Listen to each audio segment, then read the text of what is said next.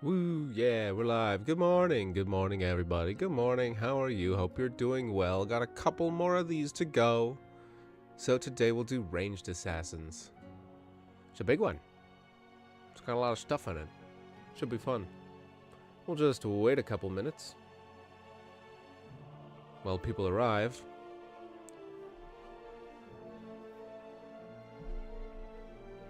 I don't think these will be too controversial.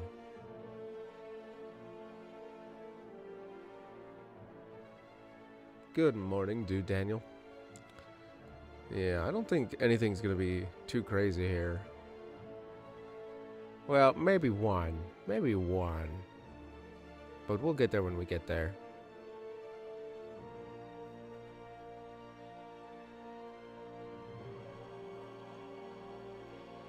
How are the audio levels? Is the background music too much? Is my microphone okay? Can you hear me all right?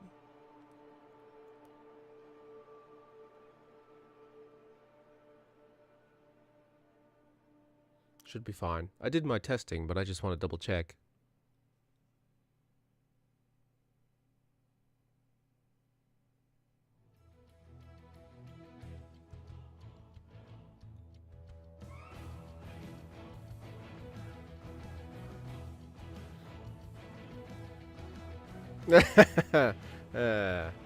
Yeah, you're coming out swinging. You're funny.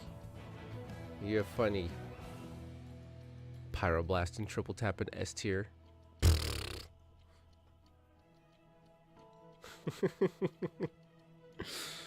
I guess we're fighting today.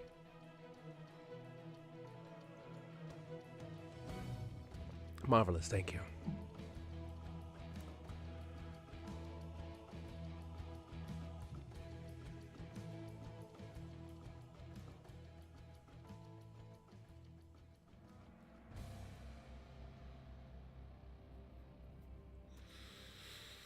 Ah, the official time has started. I say we wait like 2 more minutes, and then we'll get started.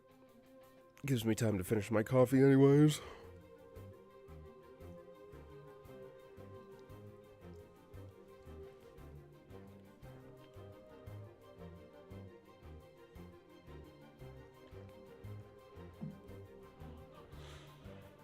I've got a lot to do today.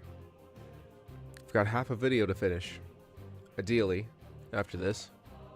It's a big one. Should be out next week. Plus another one if I'm lucky. Morning, Wolf.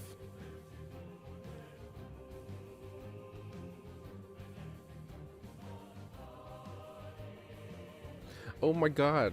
Oh my god, dude Daniel, we are gonna fight today. Isn't that crazy?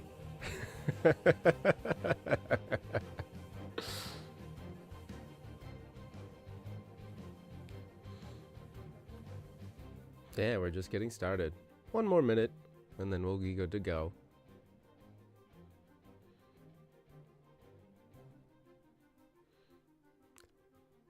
I don't know what time it is where you are, Bass, but I appreciate the fact that you woke up and decided to troll.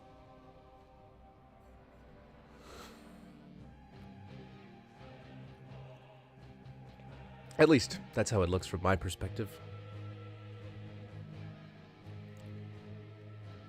Don't worry, don't worry.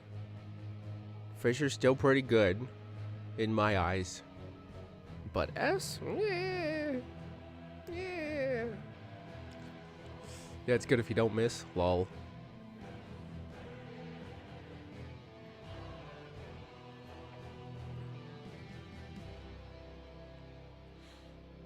Yeah, you just stab people over and over and over again. Q, and 2, and Q, and 3, and Q, and 4, and back for mana. Alright. Let's just get this show on the road here.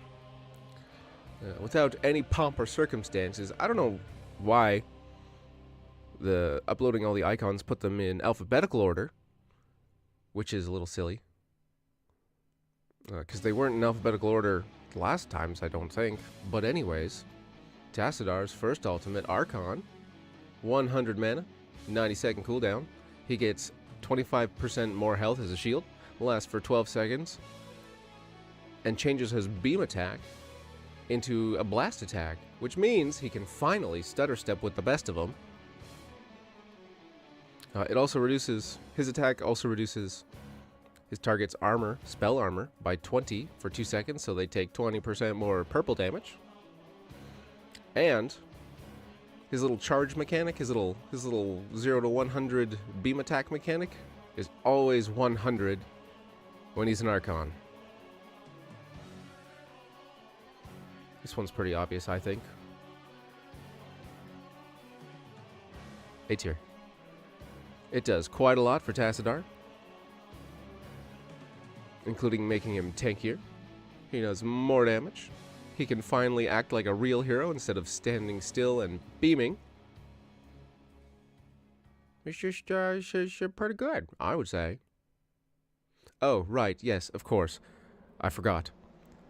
These ultimates will be considered at level 10 only, not level 20, and for the most part, taken in isolation, not including talents, although they may be mentioned, because there's just so many little things that can change when and where to use each ultimate, so it'll adjust where they are on the list, and the list isn't like an overall power ranking. It's an experiential tier list, given how it feels to play against and play with, from my perspective, obviously. If you don't like it, make your own tier list.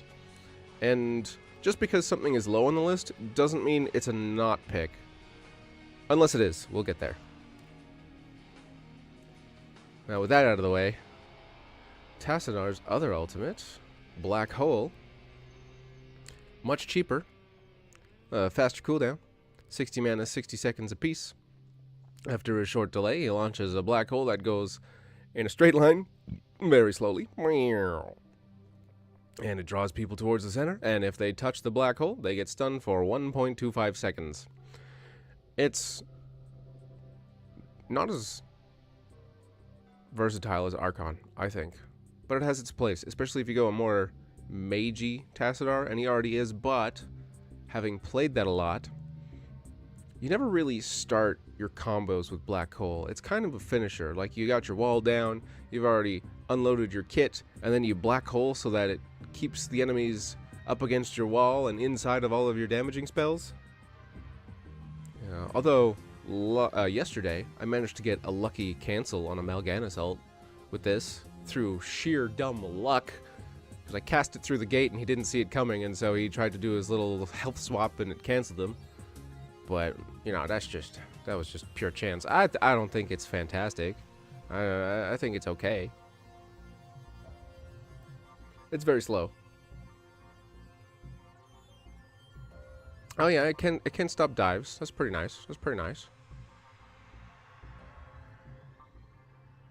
I feel pretty confident putting it in C, however.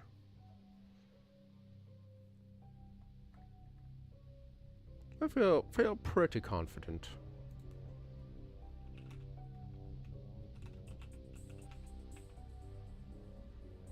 It's more like icing on the cake, like cherry on top. It's like that little extra wah in a fight compared to, you know, whatever's gonna start or finish it. It's just like, it's there if you need it. It just makes everything a little bit better.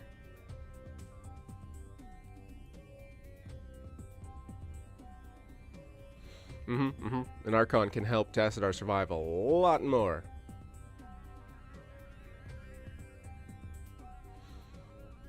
Oh, Cassia. A hero that I would like to play more than I do. Because every time I play Cassia, I have a good time. But then I never want to play her more than like one game. I don't know why. Maybe she's too micro-intensive? I don't think so. I know you have to keep moving with Cassia to keep her armor up, but it's not necessary. You can play her like Bronze Tier Scrub and do just fine. She does quite a bit of damage. She can finish people off. She's got a nice, well-rounded kit. But I digress. Ball Lightning, 60 mana, 60-second cooldown. Cassia throws a little bouncy ball, bounces 6 times, boom, boom, boom, boom, boom, boom, and does moderate damage each time. 180 at level 10. Which is well over half of a health bar chunk. And it will bounce randomly. Well, sort of. It can bounce to Cassia, doing no damage.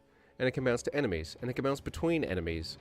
And it prioritizes the closest hero, and it will only bounce back to Cassia if there are no enemies around it. So you can play volleyball. What was it, like 3 times? 1, 2, 3, 4, 5, 6. But you only get half the damage if it's just you and your opponent. It's good for splitting up the team, because nobody wants the bouncy ball to hit them in the face. I don't know about you, but I've definitely taken a few dodgeballs up there. Ooh, oh, flashing back to the high school days.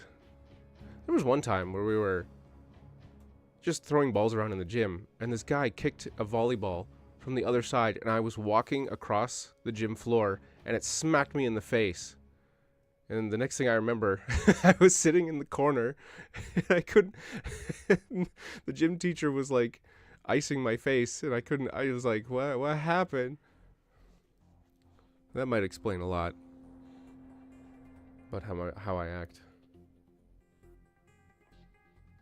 Ball lightning benefits from blind damage? Well, I'll B. I think B for ball lightning.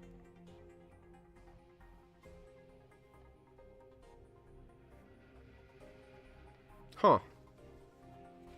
I mean, I guess she just does increased damage to blind enemies. You know, yeah, that makes sense.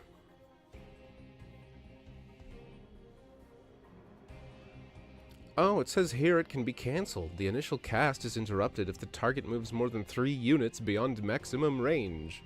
Interesting.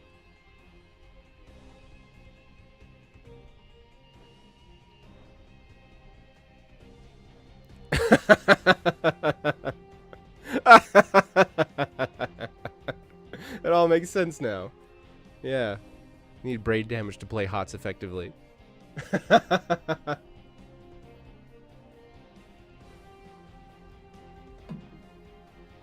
Oh, I'm getting distracted. Valkyrie, there we go. There you are. Alphabetical order. What does Valkyrie do? Well, it's a grabby ult. It's same cooldown, same mana cost as Ball Lightning, strangely. When does that ever happen? You summon a Valkyrie, a fair distance away from Cassia, that travels towards Cassia, pulling the first hero hit towards her, dealing 225 damage and stunning them for half a second. And it'll knock away all the other heroes. So it'll grab one and then knock everyone else out of the way. Quite useful for grabbing those pesky ranged assassins that stand behind the tank.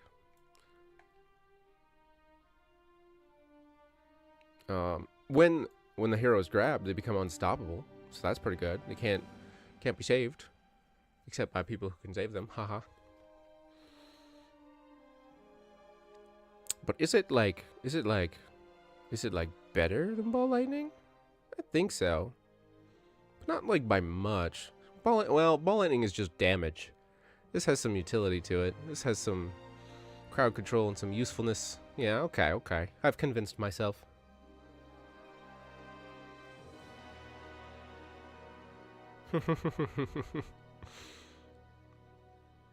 I think the ultimate that we're gonna have the most today is the ultimate that hits in a line. The long line damagey ult. We got a couple of those in here. Actually, we already had one. Black hole counts. It's just very slow.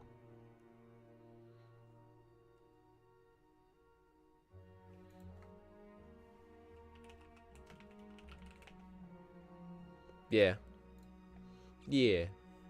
Agreed. Gimp ball. Oh, this one's easy. Wah, wah. It's just more damage. This is just more damage. It's nothing special. It's just you have damagey orbs and then you have bigger damagey orbs. Nothing crazy. This is the easiest one. Good grief. I've spent So much time on Asmodan this week, you have no idea. Where's the other one? Where are you? Where the heck is Siege Breakers? What? Where are the demons? There you are. You're out of order. This was supposed to be an alphabetical. It's actually trolling me. Oh no, it's demonic invasion. Ugh. I thought it was Siege Breakers. Also see, like, Asmodan's he's not that great. He's not that great of a hero. I love him anyway.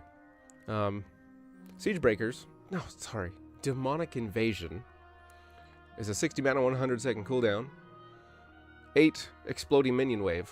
And these little demonic grunts, they only last 10 seconds maximum. If they don't take any damage, they will stay alive for 10 seconds. At the end of their life, they explode. Kaboom! It can actually do quite good single target damage. If all the grunts are focused on one target and they all explode on that target, it's pretty good.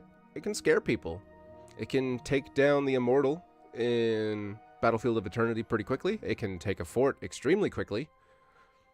But it's not like super scary. It's not game winning. It's not fantastic. Just like his other ultimate. It's meh. Meh.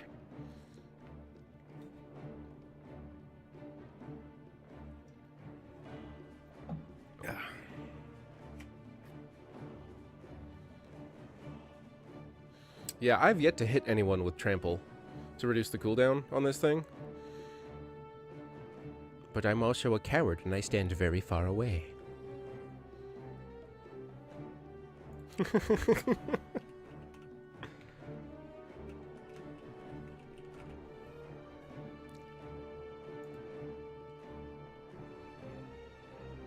Ugh, excuse me. Stupid friggin' allergies. There's so much pollen in the air. It did just rain, but the trees, we're in tree orgy season. And all the flowers and everything. Yoy, yoy, yoy, yoy, yoy. What's next? Ah, Sergeant Hammer. I gotta get around to this. I gotta get around to this bitch eventually. I play it up, but I don't actually think she's a terrible hero. She's just, you know, she's one of the quick match bastards. She's one of the people in quick match that twists the game to suit her needs. Or gets hard countered. Either or. And blunt force gun. Let's see. This is one of the long range big line damagey ults. 100 mana, 70-second cooldown, fires a missile that goes across the battlefield. And it deals 500 damage to non-structure enemies in its path. It's got a very large, it's very fat, it's very thick. And it travels pretty quickly, so it's easy to hit people. Good for stalling objectives, good for finishing off people who are running away, good for starting fights even, with a big chunk of damage. 500 damage being 2 chunks of a hero's health bar. Those chunks on your health bar being 250 hit points apiece. And you can just fire it down a lane and have it hit minions like a Ragnaros, like a budget dollar store Ragnaros lava wave. Yeah. I think it's just okay. Is it like... No, I think it's better than these. I'm gonna base a lot off of what I think of Asmodan's ultimates now that I look at this tier list. Is it better than Blackpool? Yes. Yes, almost everything. Where is Napalm? Where's Napalm? Good grief. A, B, C, D, E, F, G. There you are. Napalm. It's basically just an extra ability for Sergeant Hammer. For 35 mana on a 6-second cooldown. That is super cheap for an ultimate. Super cheap. It deals a little bit of damage when it hits, and then leaves a little poopy on the ground that lasts for 4 seconds. You can stall objectives again, area denial, check bushes, burn down minion waves, do some AoE damage in team fights. It's so cheap compared to BFG. And I think, based on the cooldown alone, I'm going to put it a little bit higher.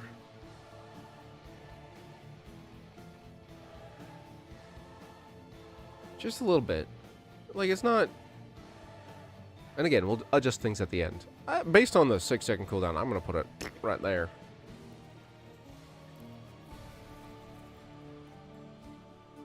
It's so cheap. Lots of cheap things versus one big fucking gun. Oh, yes. Well, I'll need your help for Tychus, because he's one of my least played heroes.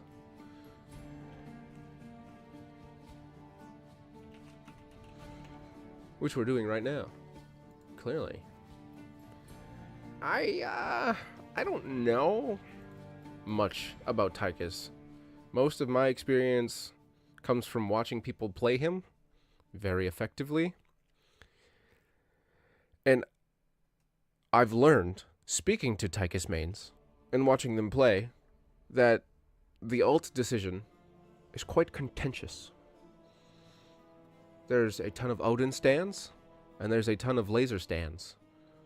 And I found they both have their place. But oh boy, do the Odin people love Odin, and oh man, do the laser people love laser. See? There it is. Laser is trash. There it is. Laser is good.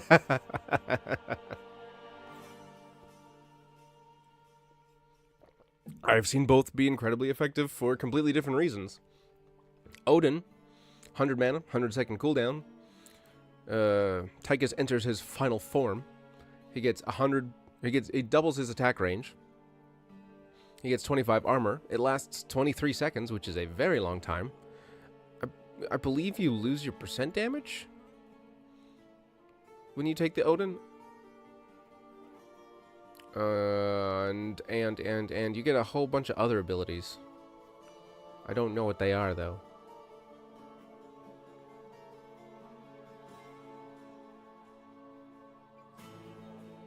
I don't know what they are. Help me out, guys. I saw an A for Odin. So I don't know. I don't know about this one. I don't know. Help me out.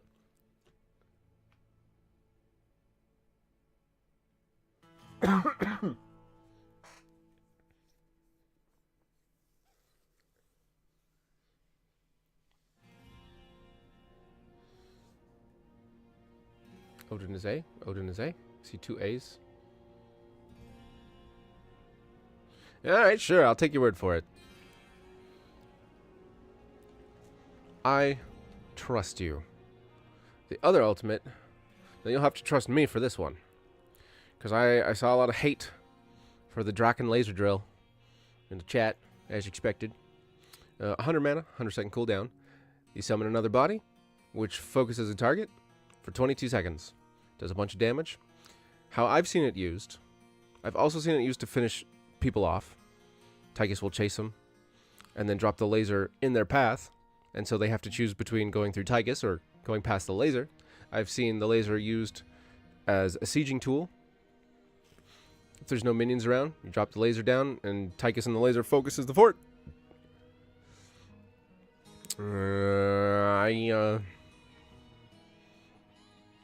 I don't know though, because I've never played it. I think my Tychus is like level 4, level 5. He's down there.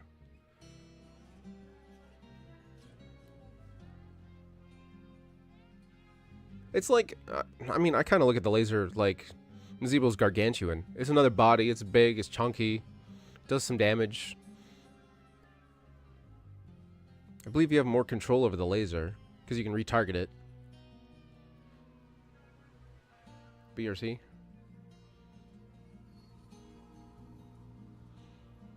B or C? I feel like it's... I would rather have Draken Laser Drill than friggin' Blackpool or Demonic Invasion, so I'm gonna put it in B. I'm gonna base a lot off of these two. Look, you guys. Asmodan is my favorite hero. He's the one that I played the most, and I'll play him a whole lot more. But he's just not that great. He's just okay. He's like baby's first hero. which is why I like him so much. He's a simple boy. All the other summoning siegers do the job much, much better than Asmodan does. The higher your MMR gets anyways.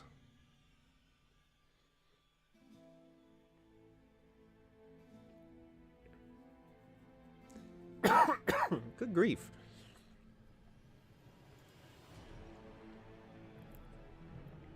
What do we have next? Ah, the ARAM ult. Consume souls. From Mephisto. 80 mana. 120-second cooldown. That's 2 minutes. Channel for 2.5 seconds. Reveals all enemy heroes.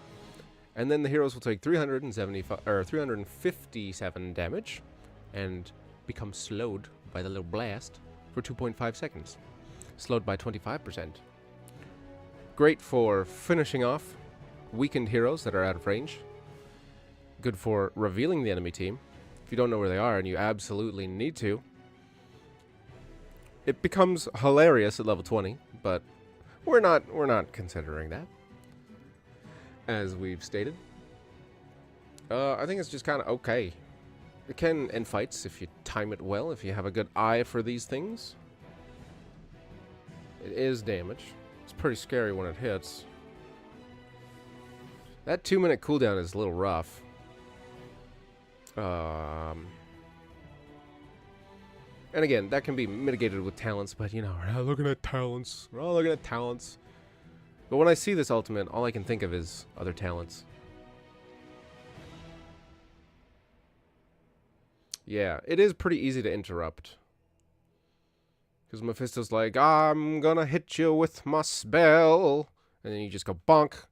And he's like, no, damn it, there's 2 minutes wasted. But Mephisto's usually hard to pin down. With his little swippy swaps. He's usually out of range. I think B. I think it's like a low B. I don't think it's fantastic.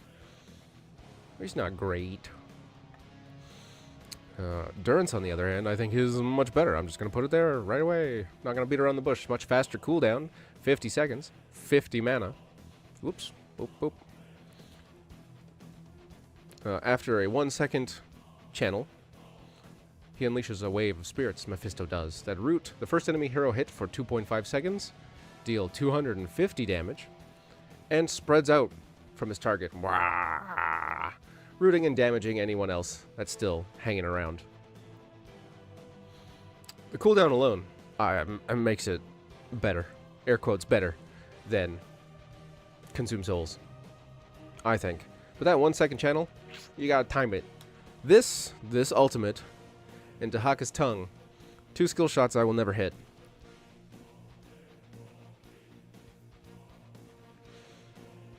This can guarantee that you hit your whole combo with Mephisto, which does a ton of damage. Even single target. Yeah. Durance of A.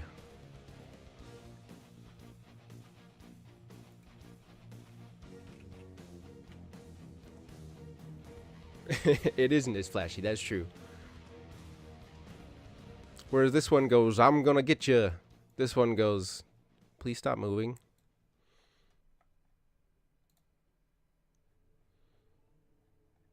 Now my cat's yelling at me.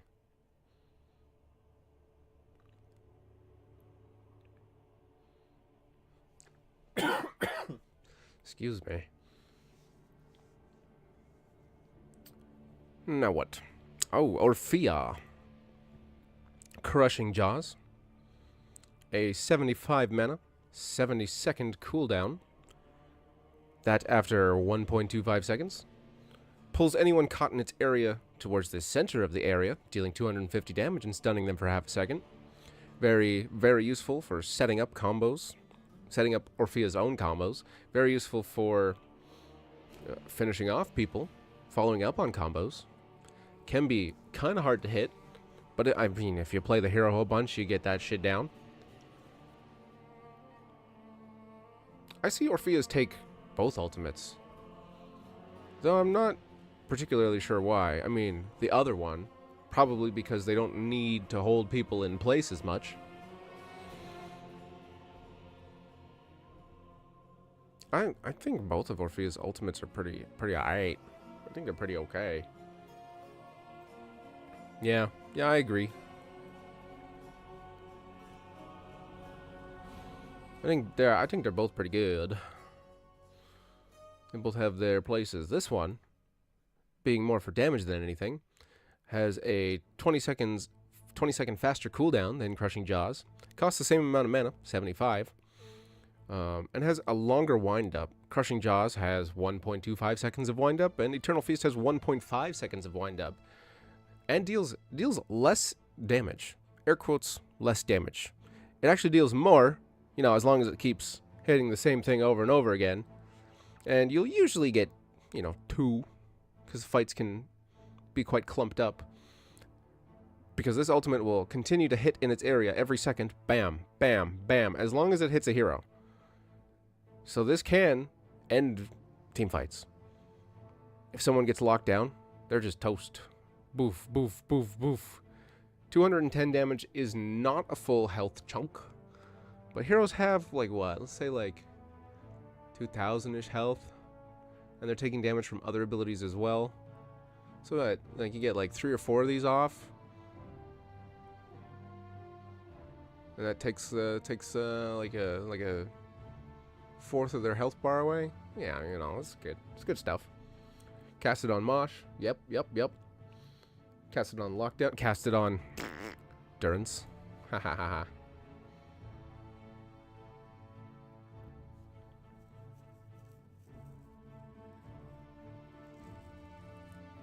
Yep, it can delay an delay an objective.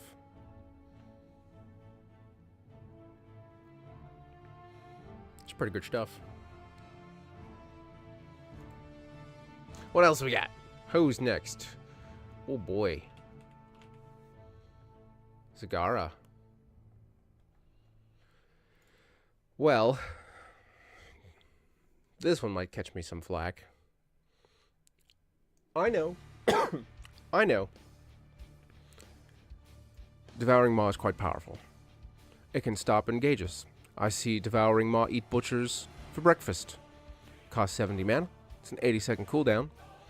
It grabs and holds enemies in stasis for 4 seconds. They will take damage, 94 damage per second inside the Maw. But all of the bad stuff that they already have on them is paused. All of the good stuff they have on them is removed. And you can mess up your team's combo with it. You can set up combos with it. You can...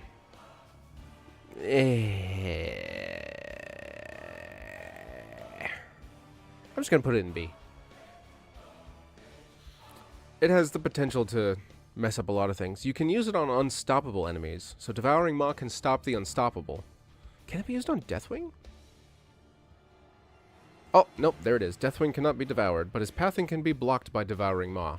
So it can be used on unstoppable enemies, excluding Deathwing.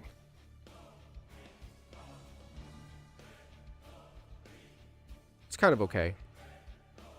It's like, don't mess up. Don't mess it up. Which is easy to say. Block pathing, screw up your combos, or block pathing and set up your combos.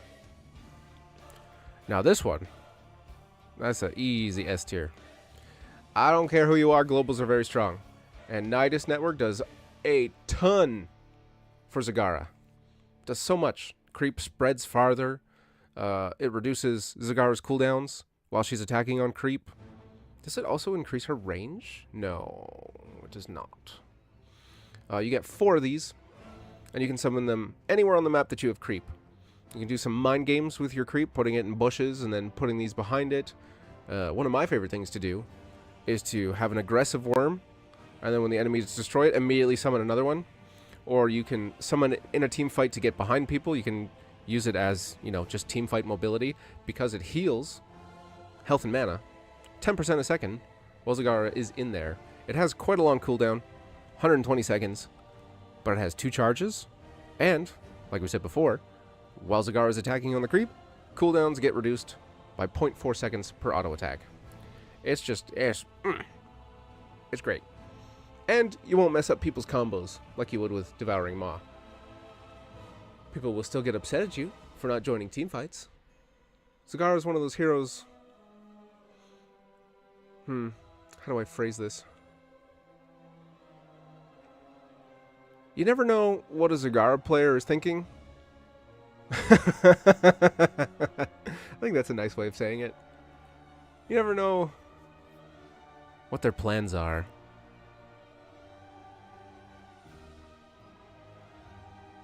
Yeah, you can't summon a bajillion of them anymore. 4 is fine. 4 is an acceptable number. You get 1 in the core, and 1 in each lane. You know, if you're not creative.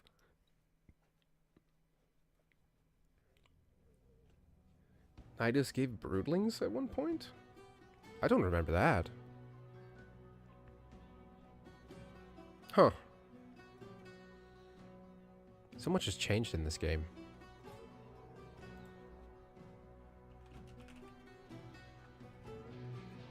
Lane or team fight? I mean both. You can use Nidus aggressively in team fights. I've done it. I know it's possible. I think it's hilarious. The enemy doesn't clear your creep, and then they get into a fight on the creep and start running away. You Nidus behind them and clean everything up.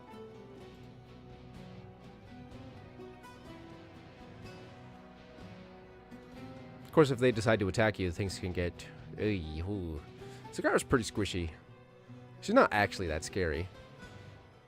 Especially once you get past, like, level 4, level 7. Zagara is a terror in the early game. I think she's one of, if not the strongest early game laning hero. With all of her damage and summons and the Hydralisk specifically. I think she wins every duel up until level 4. It's a very, very top-heavy hero. Very front-loaded. What do we got next? Leeming. Oh. Disintegrate. Another long-range damaging rectangle. It's damage. 80 mana, 20-second cooldown. Basically another ability. It deals 480 damage over 2.6 seconds.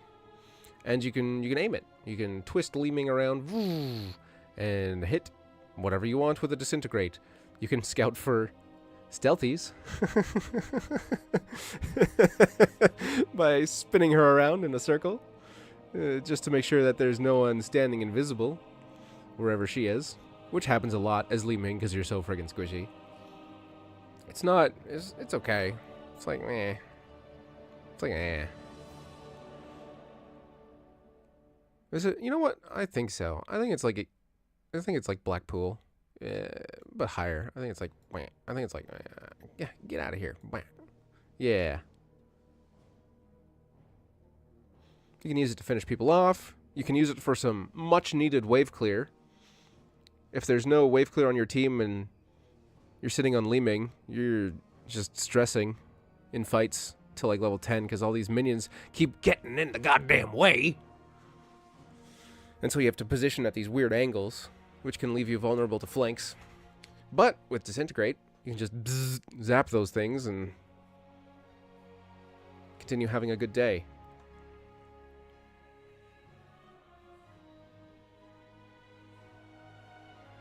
The glass cannon Mings, yes. When I play Leeming, which is pretty rare, I usually take Disintegrate if I'm really sick of minions messing up all of my shots, and I don't want to stand off to the side. That's pretty much when I take it. I don't know about you guys. Wave of Force, boop. Not even gonna mess around with that. Wave of Force, really good. 80 mana, 30-second cooldown.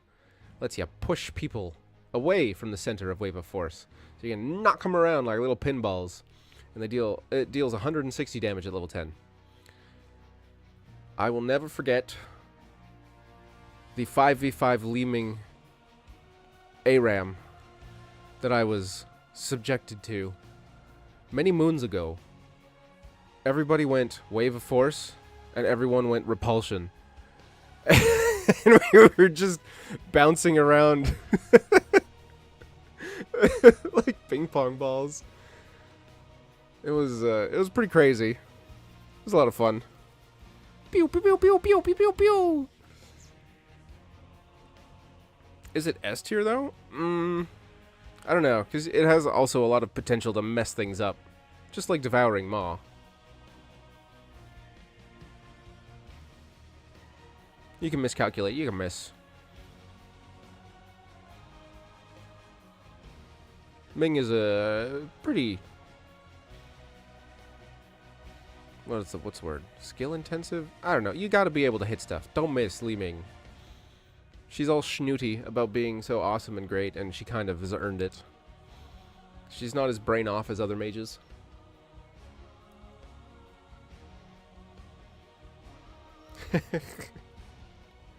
Don't worry, Narg. I have a special place in my heart for Probius. Don't you worry. We'll talk about it when we get there. Oi, Genji. Now, I know we said we're not going to talk about talents, but he just got to change to one of his level 1s. Let me see here. Because Genji can now heal himself, and for whatever reason, they made a level 1 talent heal off of his level 10. Yeah. Pathfinder. Genji's heroic ability heals him for 10% of the damage dealt to enemy heroes, increasing up to 30% the lower the Genji's health is. Huh.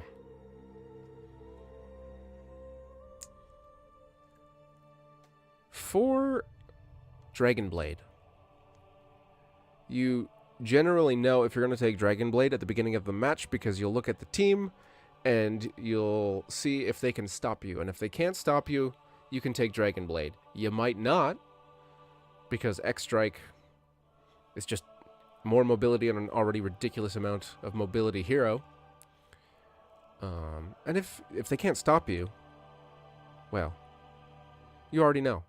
Genji players will already know. You play quick match, Genji, you look at the enemy team, they don't have any point-and-click stuns, and you're like, oh, I just get to play for free all game. That's great. That's why there's so many Genjis in quick match.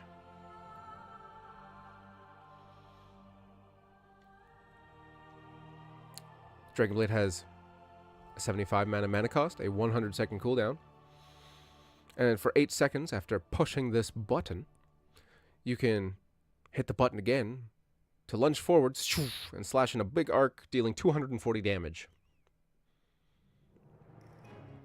It's more damage. You still can use his kit, mostly. There's no auto-attacking while you're Dragon Blading, but you can use your Shuriken, you can use your Deflect, you can use your Swift Strike, so you don't lose access to your kit.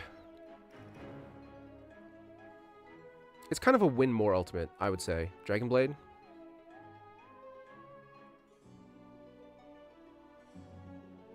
You know, you already know if you're going to pick it very early on. And at that point, you're just getting away with murder. Is it A tier though? My gut says to put it in A tier, but when I think about it, I just want to put it in B. Because like you already know if you can get away with Dragon Blade, like from jump, from level 1. I'm just gonna put it in B and then not think about it.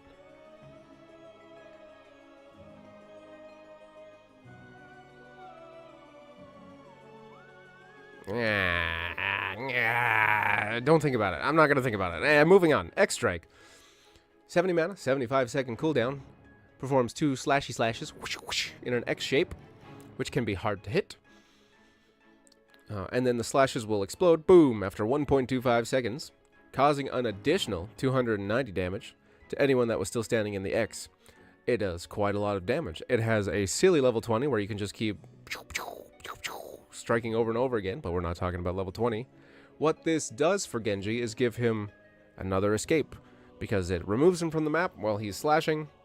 So it's even more mobility on an already hard to pin down hero. You can use it to start your combos. You can use it to end your combos. You can use it to get away. You can use it to travel the map, although it's a very expensive way to travel. And it's a very expensive way to escape, but I mean, it's better than dying.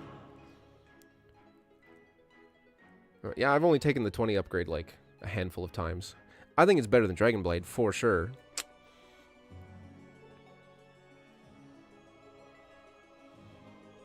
Yeah, that looks right. That looks right to me. If the enemy has a bunch of crowd control, you're not going to be taking Dragon Blade, so you'll just be taking this anyways. And this helps you dodge even more nonsense. Because you'll think you'll have Genji pinned down and then zoop, X-Strike. And you're like, oh man, that's like 100, or that's like a whole extra second that I can't hit him.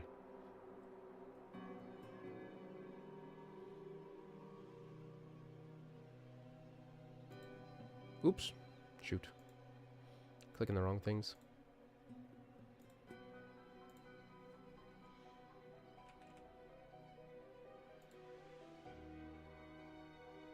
Yeah. Crowd control, the death of ninjas. Oh, speaking of ninja killing, Hanzo, Dragon's Arrow, 90 mana, 70-second cooldown. Another one of the shoot in a long line and do a bunch of things ultimates. This one is a damaging stun, and the longer it travels, the longer the stun. Sorry, the further it travels, the longer the stun, and the more damage it does. You can fire it off poof, point blank, just for a quick little interruption, a quick little bit of damage. You can stand back a little bit and aim for 260 damage and a 1.25 second stun. Or, if you can see into the future, standing even further back for 390 damage and a 2-second stun. It adds some crowd control to Hanzo's kit that he desperately needs, because he's just good for damage up until this point. This lets him start fights. This lets him end fights. It's a very good ultimate. 70 seconds isn't a massive cooldown.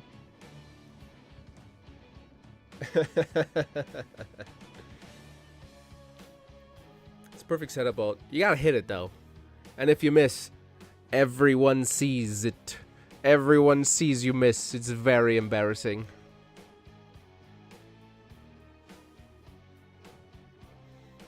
It's very strong. I don't think it's S. That's just me though. I think it's like I think it's very close. Whereas his other one, not as great. Not as fantastic. I would say I am going to put it in C tier, and I'll explain. It's another big damaging rectangle. It can deny an area for a long time. You can get kills with it. It does quite a bit of damage. You can surprise people with it, coming out of nowhere. Fire this down a hallway and people have nowhere to go. Like, I don't think it's bad. I don't think it's bad. Stay with me. 60 mana, 60-second cooldown. Enemies take 75% more damage if they are in the center of it, and they will definitely try to avoid this ultimate. But you give up such a nice stun to take it. Like, you have to be confident that your team doesn't need or want your stun to take Dragon Strike. It's a lot of fun. I prefer Dragon Strike over the Arrow. I like this one a lot more. But I'm gonna be real. You probably should take the stun to help out your team. Dragon Strike is pretty good on Blackheart's Bay, I have to say. Lots of hallways that are Dragon Strike sized.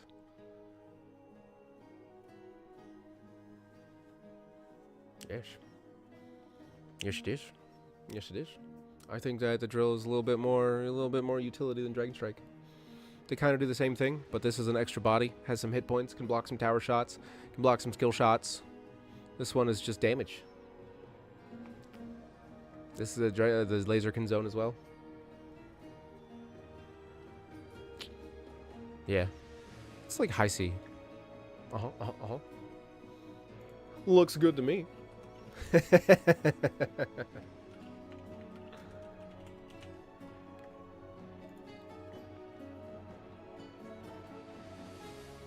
Oh, man. I ain't even gonna mess around with this one. Boop. S tier. Kel'Thuzad, Frostblast, S tier. Now, it doesn't do as much damage as Fissure. It's not as flashy as Fissure. But what it does do is basically everything else better. 45 mana, 50-second cooldown. Pretty cheap for a point-and-click, long-range, homing, area of effect route. That's like, you start so much garbage with Frostblast, and you can end so much garbage with Frostblast. Point-and-click ultimate. It's like guaranteed route, unless they have a well-timed unstoppable, or like a stasis or something. Upon impact, the meteor will deal 115 damage to its target, and 275 to anyone unfortunate enough to be around. And everyone hit in the blast is rooted for 2 seconds. This is... If you're playing Kel'Thuzad and you can't hit your spells, this will make you hit your spells. If you know where the enemy is and they're all grouped up, do this. They spread out. One target gets rooted. Blast that target. This does so much. I know Fissure looks cool. I know it sounds great. I know the blow up combos are a lot of fun. But Fissure is just damage. This is so useful.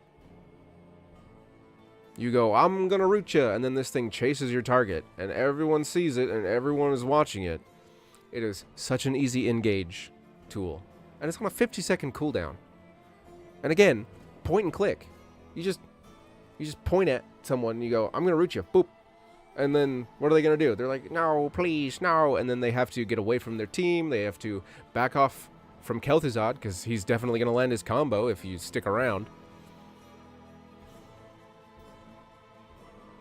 It's so easy to use. And it provides so much for a team fight. Start fights, end fights. Manipulate how the fight is flowing. Whereas Fissure, whoops. Fissure, you just blow somebody up. Which I still think is pretty good. It is a lot of damage. It can be cast globally, which is useful, so you can stall objectives with it. Has a 16-second cooldown. But if a hero is hit, the cooldown is reduced to 1.5 seconds. It's really fun to blow up 1 to 2 heroes with Shadow Fissure. It's fairly cheap. It's fairly quick. Does good damage. Boop. Nah, Fissure's not S. Nah. Yeah. Because it helps you finish off your combos. But if your team's around, you're going to get those kills without Fissure anyways. And you can still get those combo kills with Frost Blast or whatever the hell it's called. What's it called? Yeah, Frost Blast. I know it feels bad. But Kel'Thuzad is not as scary as he appears to be. It feels really bad to get hit by his combo. It really does. But they actually, I don't think he's overpowered. I don't think he's unbalanced. I think he's got enough counterplay. He's like very squishy. Just hit him. Just hit him. Move towards him. If you're having trouble with Kel'Thuzads, dodge towards him. You don't like that. He's expecting you to run away or try to dodge like from side to side. If you run towards him, he's like, "Oh, uh-oh." He gets a little shook.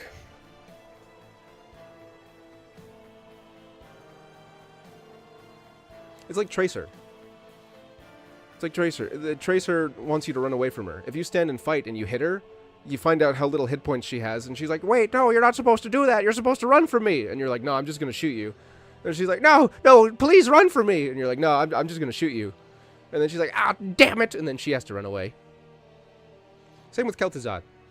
He's like, "Oh, fear my power," and you're like, "No, I'm just gonna shoot you." And he's like, "No, run from me, fear me. I'm a spooky lich." And then you just kill him. He's like, "Ah, curse you, heroes!" Ah.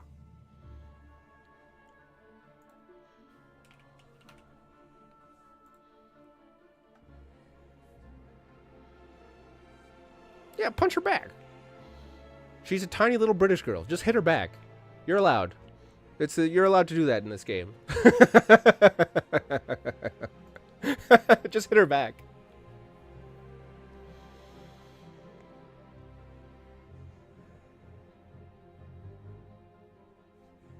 Yeah, that's right. Blink away, bitch. Blink away. I know, boss. I know. Crazy, right? Just someone hitting you, hit them back.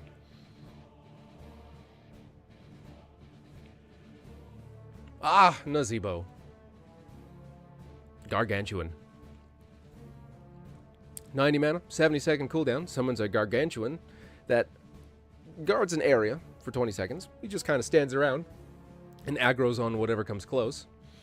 He does a little bit of damage when he's summoned. Not crazy much, but he does. His auto attacks deal slightly more than his summon damage, and Nazebo can tell him to stompy stomp the area around him, which deals as much damage as his auto attack, but also slows targets stomped by 30% for 2 seconds. It's okay. I tend to take this in quick match games where there's no front line, because it just gives like an extra body, just an extra health bar to throw up in the team fight. It can block skill shots. It can eat tower shots. It can slow people.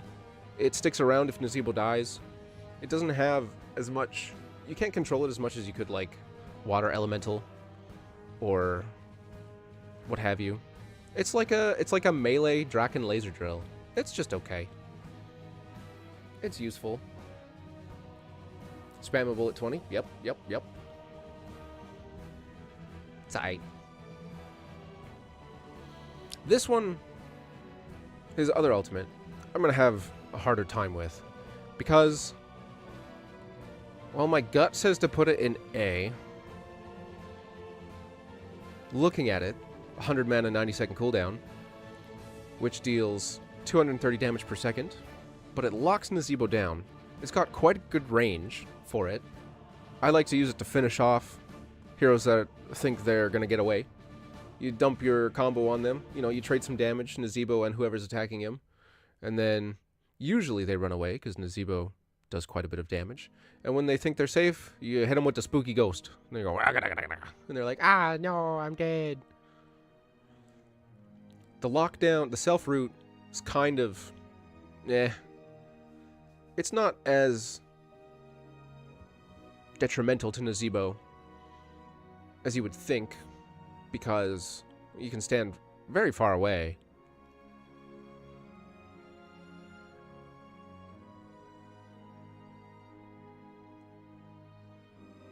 Is it 8 here now? I don't know. Spider build is very strong. I don't like going spider build. I see its power. I like going zombie build. But that's just personal preference. That's not like a logical decision. that's just me doing what I like.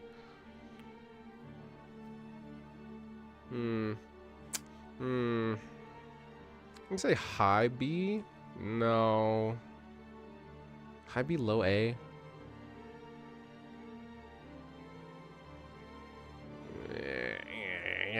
I'm gonna put it low A, just low down, and then we're gonna move on. We'll shuffle things around towards the end.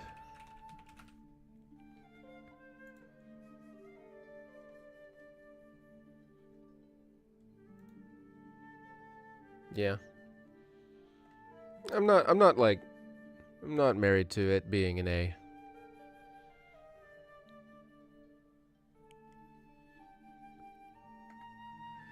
What's next? Greymane. Wolf Boy. Everyone's favorite furry assassin. He has 2 ultimates that kind of do the same thing, but for opposite sides of a health bar.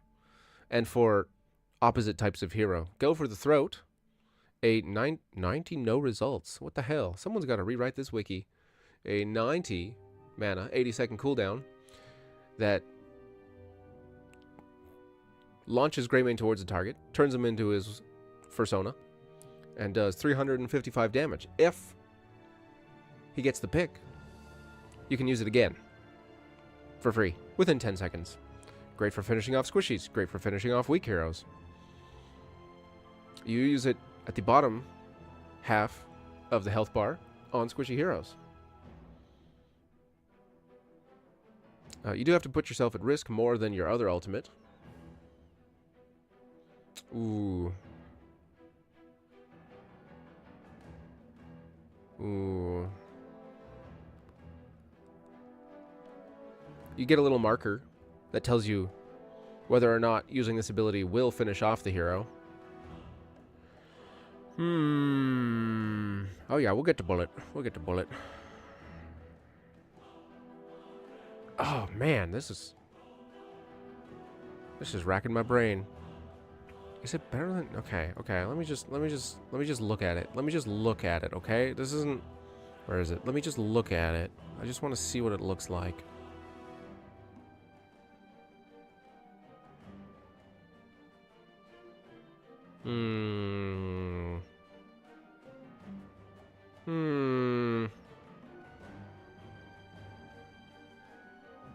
Yeah, that looks okay to me.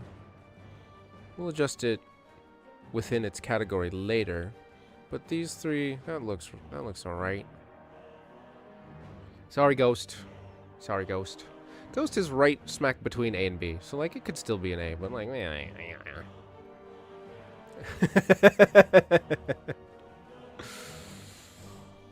Bullet, on the other hand, 50 mana, 30-second cooldown, which shapeshifts Greymane out of his persona, and deals 35% of its target's health and damage. 35%. Excuse me. Holy smokes. That's a lot. And it's on a 30-second cooldown, which is very cheap. Very fast for an ultimate. This is your engage. Engage on tanks. Just chunk a tank. Poof! 35% of a tank's health gone. Where you use Go for the Throat. On the lower half of a hero's health bar for squishy heroes, you use Cursed Bullet on the first half of a hero's health bar for tanky heroes. It can put people in quite a bit of trouble at the start of a fight. And you can still use it to finish people off. Well, not finish them off. It deals 35% of their current health, not total health. So you'll get less value of it as the health bar goes down. But, you know, still hitting them when they have like 60 to 40% of their health will do fair enough damage. And you can jump at them rawr, with your E ability to finish them off anyways.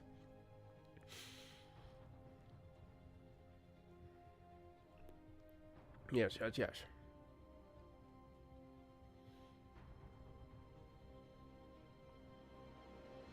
Greymane, as a hero, does less well in poke fights compared to other ranged assassins.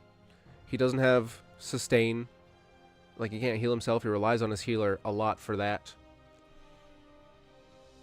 He's very all in.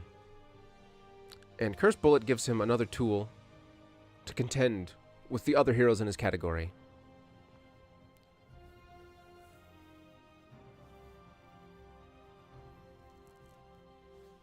Plus, if you're having trouble getting through the enemy front line, Cursed Bullet can give you a great way to start. Can give you a great way to crunch through that Diablo or that Blaze that's been in your way the entire game. Because hitting the tank is a viable strategy. Did you know? You can just hit the tank. You're allowed. Tank's like, I'm going to protect my friends. And then you're like, bang.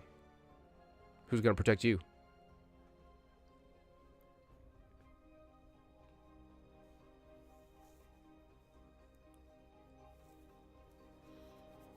That looked good to me.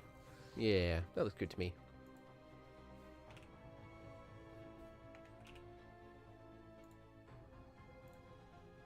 Ah, Zul'jin. I'll catch some flack for these ones. For sure.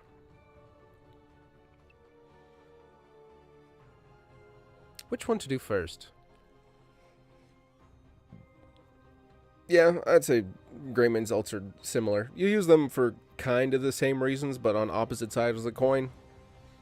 They're fine. I want to put them in B, actually, but I'm just going to keep them where they are for now. Ugh, excuse me. Yeah, you can send the tank running home to mama when they take Cursed Bullet. And I know we're not talking about the level 20 upgrade, but the level 20 upgrade for Curse Bullet is pretty good because it puts it on such a short cooldown. You could just bang, bang, bang, bang, bang, bang, bang. Even though it does reduce the bullet's ability by quite a bit. Oh. Oh. What's that about Tazdingo in the chat? Oh my. Are we in agreement, Kuridis? Are we in the agreement on this? We'll get there, we'll get there. Guillotine, first of all. 60 mana, 30-second cooldown. Is a long-range area of effect spell for Zul'jin that deals 330 damage initially, plus bonus damage the lower Zul'jin's health is. Very, very strong if you can hit it. And very, very, it's not an A. I'm looking at the ability, so I just put it down. Very, very strong, especially if you're good at hitting it. You can chunk your health bar with your own ability to do increased damage. If you're not at risk of getting dived on, or if you're good at edging, the Guillotine is a very powerful addition to Zul'jin's kit. You could do it every minion wave.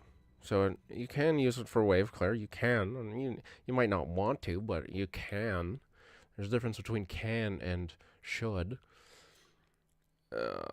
It's pretty good. It's pretty good.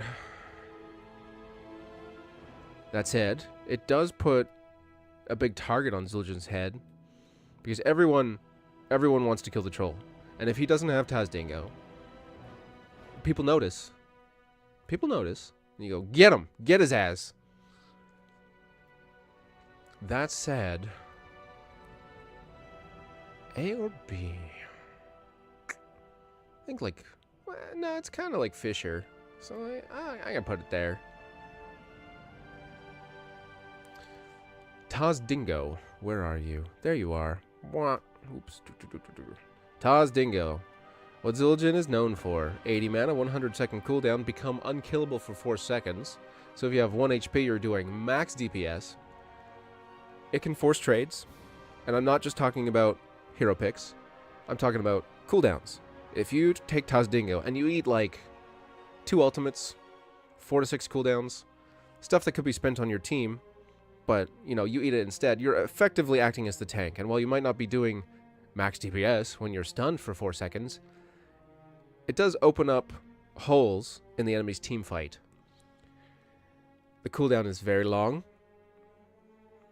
Everyone knows you have it. It can prevent people from diving on you in like 1v1s. You can use it to save your ass, but 100-second cooldowns just to save your ass is very long. Still better than dying. Still a very long cooldown. You have to make that call in the moment. It's a B. It's a B. It's okay. It's just fine. It does its job.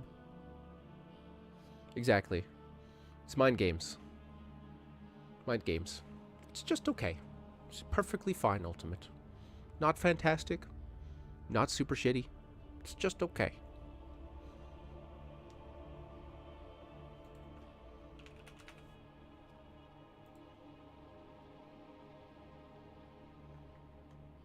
Ooh, my boy Falstad has another one of the damaging rectangles that hit very far.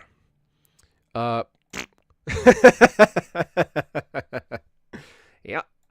that's where that goes. Even though I take it like a whole lot, I really like Hinterland's Blast. I usually take it more than Gust. I know. Gust is better. I know. It's okay. I'll explain. Hinterland's Blast, 80 mana, 120-second cooldown. Does a nice 475 damage after 1 second to enemies caught in a long rectangle. Cooldown is reduced by 30 seconds for every enemy hero hit. 120-second cooldown, 30-second reduction. 12 divided by 3 is 4, so you have 4 heroes and you get this back for free. It's just more damage. That's all it is. It's just more damage. And I know we're not talking about talents, but I'm going to here. I like to go Boomerang. I mean, you should be going Q-Build as Falstad. It's just very, very powerful. And then so you hit them with the boomerang, they take a bunch of damage from the boomerang, their spell armor is reduced by 15%, and they're slowed, and then you hit them with the Hinterlands Blast, and all that damage combined, if your team is around especially, you should be able to finish them off, but I have been able to 1v1 heroes with this combo. They don't expect Falstad to just poof kill them outright with spell damage, which can be kind of funny. But all it is damage, and so it deserves the spot right here. The amount of times I've gotten resets with it pale in comparison to the amount of value that you can get from Gust, which I would say is yes. I mean, 70 mana, 60-second cooldown. Start team fights, end team fights, push a problem hero away. It's a big knockback with a 40% slow that decays over 4 seconds. Insane amount of control on a fight. Just so good. So good. Jump behind a team, gust them into yours. Blow people away from your team. It doesn't do any damage. But the insane knockback and the relatively short cooldown, it's a minute, 60 seconds. So you'll have it for like just about every team fight. Just about. It can help you gank people. It can push away minion waves, big ass minion waves. It can isolate a boss so that your team can get a couple of seconds of single target DPS on a boss. Speaking of, you can use it to steal bosses or other mercenary camps or objectives. It's good. Gust is good. I will concede I am putting it in S tier because I really like Falstad. It could be an A. Totally fine putting it in A, but I'm just going to put it here because it's my tier list and I do what I want. Ha ha ha ha ha.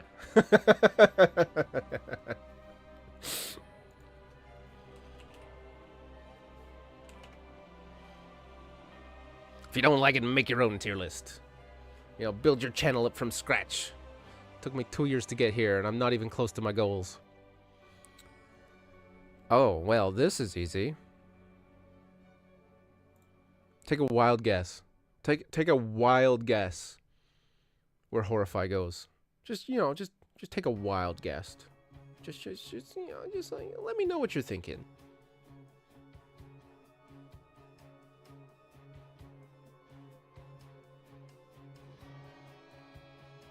I'm just chilling as the guesses come in.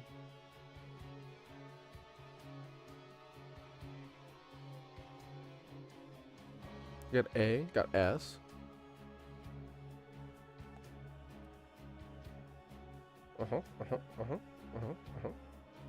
Just one guess? Okay. Well. Yeah, that's where that goes. Horrify, 80 mana, 90-second cooldown. After a short delay, deals a bit of damage to heroes in an area and fears them for 2 seconds. Kind of like Gust. You can isolate a hero, you can knock people into your team, you can knock them away from your team. Unlike Gust, however, while the heroes are running for their lives, they're silenced. They can't do anything.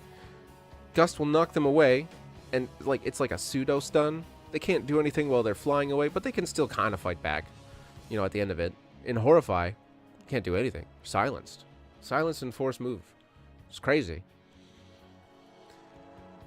Oh my goodness, I am way more scared of a super skilled Gul'dan than I am Kel'Thuzad. I hate seeing Gul'dans on the other team. I know I'm going to be in for just the most obnoxious game ever. He's like a ranged Murky, and you need to like coordinate to take him down, just like in Warcraft's lore. You have to friggin' team up, get the alliance together, and nuke his ass. So obnoxious. And yeah, it doesn't even compare. Doesn't even compare. Reign of Destruction, 80 mana, 70-second cooldown for LOL RNG damage. Meh. What? It's just more AoE damage, and you know, maybe it'll hit, maybe it won't. If it like summoned an God, the name escapes me. An Infernal. If it like summoned 1 or 2 of those, it'd be kind of cool. It'd be kind of neat. But it's just random damage in a large area. Like what? Why? I remember when I made the Gul'dan video, and I'm not going to name any names, but I got a bunch of DMs that were like, hey, actually, Reign of Destruction, if you go Juice Pirates specifically on Blackheart's Bay, Reign of Destruction is pretty good for getting towers. And like, okay, that's fair. Kind of a niche situation, don't you think? It's kind of a very hyper-specific scenario. To be like, actually, it's good. Actually, It's like, fear is good all the time. And if you have to stretch what's good to like the furthest percentile away, maybe it's not as good of an argument as you think. I don't know. HOTS patches coming out. You see Reign of Destruction rework. I don't know what's going on. I saw that Grubby was playing HOTS again, and Blizzard keeps an eye on him. I'm sure they keep an eye on Pally-Time, and I'm sure they keep an eye on Fan HOTS as well. So, like, maybe got released on Game Pass. I don't think they'll abandon the game, but I wouldn't get your hopes up. You know, we're kind of stuck where we are here. We're kind of just like a reliable, consistent player base. The game's not dead, but it's not really alive. We're like a zombie.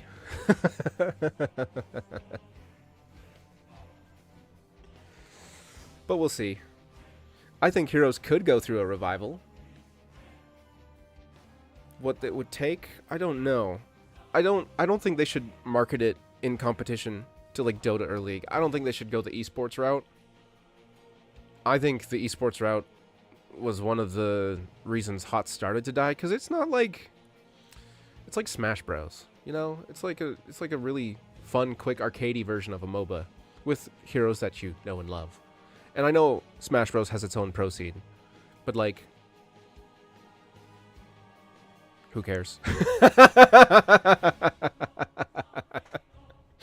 Yeah, you know,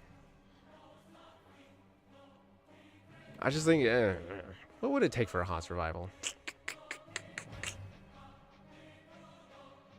It would take someone at Microsoft taking a risk, I guess. Don't get your hopes up, is what I'm saying. I don't think HOTS is an esports game. I really don't. I think they should market it to casuals. I think it's like, hey, if you want to try a MOBA, I don't know why you would in this day and age. They'd have to market it to the kids somehow. Somehow they would have to get the younger audience. And there are a few younger people that play HOTS, but like most people that I meet in Blizzard games are like 30 plus. I'm gonna be real here. We're a bunch of boomers, gamer boomers that play Blizzard games. It's just the facts, because we grew up with these games and we continue to play them. Whereas, you know, the youths grew up playing other games. And so they'll be like us, but for those franchises. And it's really hard to get people to switch games. You can play some Flavor of the Month games here and there, but I don't know if you've noticed, people get pretty stuck in their ways. So they'd have to find a way to like grab a chunk of a fan base that they don't have. And do people really care about MOBAs? Do people really care? I don't know.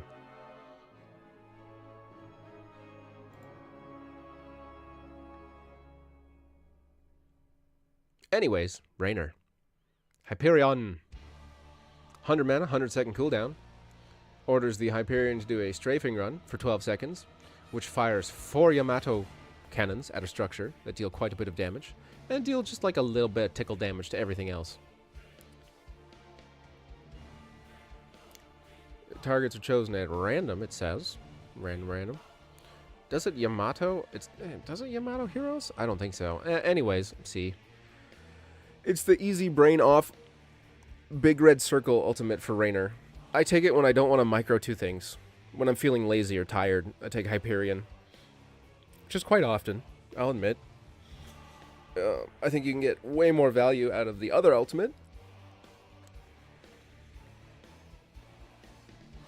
But it has its uses. The big red circle, does some psychological damage. Nobody wants to stand in the big red circle. It's not very threatening. You can fight inside Hyperion and be just fine. It's not scary. It's not scary.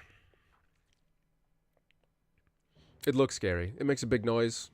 The circle is red and it moves at you and you go, oh no, and then it goes tickle, tickle, tickle. The Hyperion on death actually targets heroes with its Yamato? Oh, the level 20. Is that what you're saying? Really? Hang on, let me check. Let me check.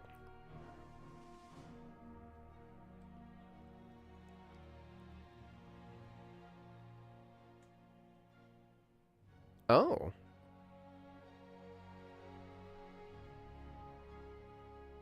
When Rainer is killed, the Hyperion is cast towards the closest hero. It will also fire its Yamato cannon at the lowest health enemy hero. Well, I'll be damned. Look at that.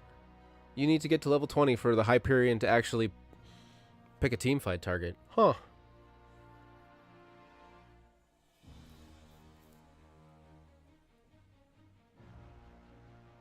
That's kind of silly. Anyways. Why would they do that? Why would they do that? If the Hyperion targeted heroes on its own, I'd put it a little higher, but because the Yamato only targets structures, it's going in C tier. And again, C tier doesn't mean don't take it. Doesn't mean it's bad. It just means it's underwhelming or not very exciting, or you can get more use out of something else. It's still, you can still take things in C. And you can, I guess, technically still take Reign of Destruction from time to time. But why would you take Reign of Destruction when you have Horrify? I'm getting distracted. Anyways, Rainer's Raiders turns Rainer into Rexar, minus the crowd control, but with some extra range damage. 45-second cooldown when it's destroyed. You get a little Banshee friend that flies around. It can go over terrain. You can scout bushes with it. You can delay objectives with it. It can look around corners for you. You know, you can check things out without putting yourself at risk. It deals constant damage, and if you need it, if you need to heal it, you just back it out of the fight for a little bit, and it'll regen if it hasn't taken damage in the past 4 seconds. Is it fantastic? Maybe in the right hands.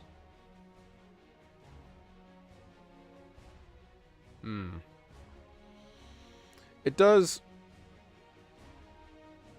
add a little bit of extra micro and tech to Rainer, because now you're controlling 2 things instead of 1, and you can just have it follow you around, brain off, but you won't be getting any value out of it. But is it as good as these? Is Rainer's Raiders as good as these? Or is it like these? I think it's, now that I look at them, now that I look at it, it's like here-ish, I would say. Like there. That looks right. That looks right to me. Very useful. I like the Raider. But I also like being lazy.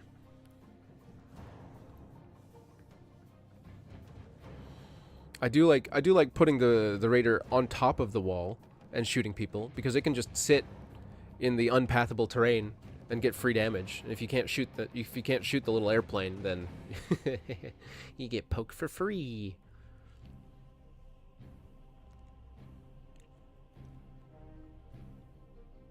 Yeah. Gives you an extra body to worry about, like, for the rest of the game.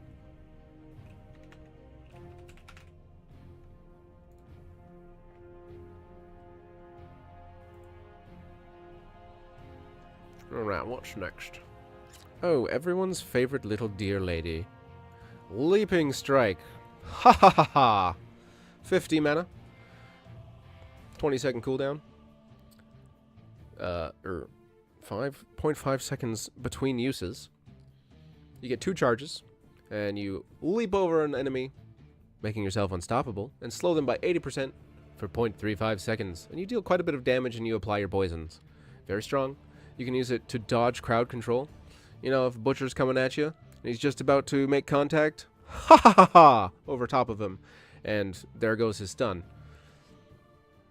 It can put you out of position. You can hop right back into position. You can do some jankiness, jumping over terrain and such, but it's got to be like You gotta be good. You gotta know the distance. You gotta be ready. That said, it makes it already hard to catch hero even harder to catch. I think it's A tier. Single target damage, sure. But the extra mobility, very, very handy for Lunara. Doubling down on your strengths is a pretty good strategy.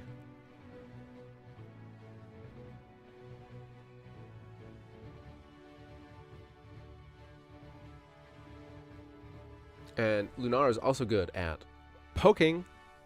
Poke damage, poke and poison. It's her whole shtick. Thornwood Vine, 35 mana. You get 3 charges. Each charge cools down over 15 seconds, and it takes 0.5 seconds of delay between charges to use them. It's just it's another damaging rectangle that goes out away from Lunara and applies her poison. It's not very exciting. Yeah, I know they just got level 20 upgrade to make things amazing, but we're not talking about level 20s. I think it's just meh. It's just more damage in a line. It's arguable. Thornwood Vine better than Leap? It's arguable. I would argue that Leap is better, mostly because of the Unstoppable. But you take these in different situations. Like, if you're for sure not going to get jumped, you would go Thornwood Vine. And so you can just keep poking. Poke. Or if you're chasing people down, or if you need to, like, bait some crowd control, you go Leaping Strike. I just weigh Unstoppability higher over raw damage. That's me. That's personally. That's personally. I don't think it's, like, super high A, this Leap. I think they're pretty equivalent. But you take them for different reasons. You know?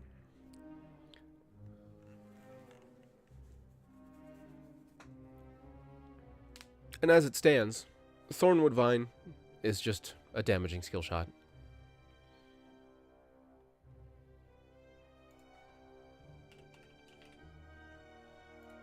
Oh boy. I don't play Sylvanas. I haven't played her since she got reworked, which has also been, like, quite a while. I do have opinions on her ultimates, but I've never used them. Because, like I said, I don't play Sylvanas. Mind Control. 50 mana, 40-second cooldown. After a short channel, you fire off a skill shot that, once it connects with a hero, silences, slows them, applies your Banshee Curse, and they're forced to walk to Sylvanas for almost 2 seconds. I'm not really scared of a Mind Control Sylvanas, personally. I need you guys' help, though. I don't play Sylvanas. I just don't. I don't like her for personal reasons. I got sick of her after playing World of Warcraft for so long and seeing her in every single bloody cutscene. And then she becomes part of the main story, and she's one of the worst characters in the main story. Don't even get me started on Shadowlands. Don't even get me started. Fuck, I'm already started on Shadowlands. I fucking hate Shadowlands. Oh my god, that was the worst expansion ever. I fucking hate you, Sylvanas. I hope you die. Never come back. Stay in Super Hell. Never ever come back. I hope your voice actress ages out so that they can never bring back Sylvanas. No offense to the voice actress. She does a fantastic job. But please, sweet lord, I never want to see Sylvanas again. Mind Control can endlessly force a fight on your conditions. Mind Control is bad because it means you can't pick Black Arrow. Black Arrow tells... I am far more afraid of Black Arrow than I am of Mind Control when I fight Sylvanas. Yeah, we're going to put that in C tier. Well, that's where that goes. Eat a dick, Sylvanas. Preferably one riddled with STDs. And stay in Super Hell. God.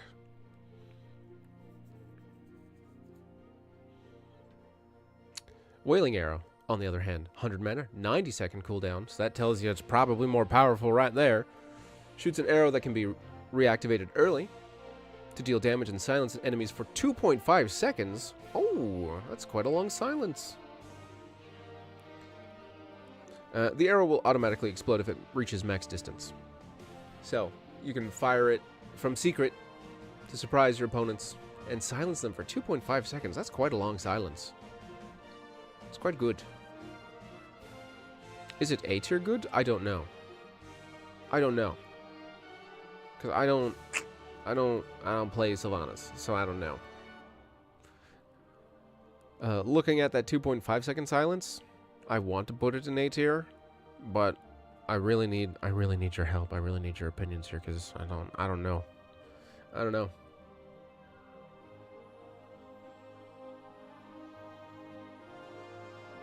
I'm not sure.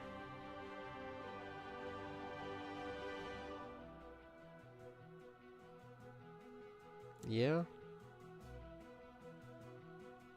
That's just what my gut says.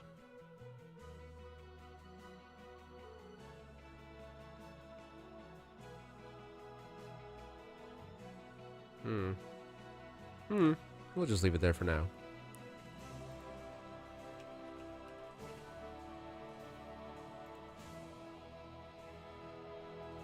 Yeah. That's a pretty nice silence.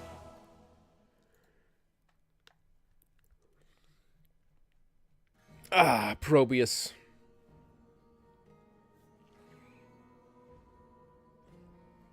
A hero that is absolute garbage in lower ranks and then becomes incredibly frustrating to play against once your MMR goes up. He tilts me almost as much as Murky does. He's got probably the fastest wave clear in the game, and it's free, air quotes free. And he's got one pretty good ultimate, and one kind of okay sometimes ultimate. Can you guess which is which? I guess we'll start with the kind of sometimes okay ultimate. Pylon Overcharge. 100 mana, 80-second cooldown. For 8 seconds, the pylons become invulnerable and attack heroes within their range. It goes pew pew pew pew pew pew pew pew. And hopefully they don't run away. But they usually do. Because you see Pylon Overcharge and you go, wow, I don't want to be shot by the pylons. And so you just leave. And then it does nothing. Which, I mean, it's what it's for. It's area denial. So it has its uses. You can set up all your pylons and then turn yourself into Tower Defense Probius for 8 seconds, which is a long time in a team fight. You can fight in the Pylon Overcharge. They do quite a bit of damage, but you can still fight in it. Yeah, the only Probiuses I see are annoying little mosquitoes that murk towers and destroy waves, and it's just, ugh, super obnoxious. Yeah, meh. But Pylon Overcharge is not great. It's very situational. It has its place. But if you're picking it because it makes people run away all the time, and you're not like the thinking man's Probius, you should probably spend a couple more brain cells on why you should pick Nullgate. 100 mana, very expensive. 25-second cooldown though. And keep in mind, these mana costs seem very high for Probius, but as long as Probius is within his pylons, he gets like infinite mana. It recharges super fast. So the mana costs are kind of irrelevant. And Nullgate, on a 25-second cooldown, gives you an extra ability. Pretty much. Projects a skinny rectangle of energy that lasts for 4 seconds and slows people like crazy. 80% slow as long as they remain in the Nullgate. So meaning if you can target the Nullgate in the direction they want to go or predict their movement, you can slow them you can slow them a lot for quite a bit of time. Like, yeah, like 2 seconds maybe.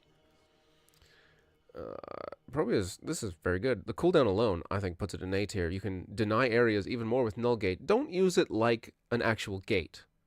You know, people can run through the gate if they're coming at it perpendicular.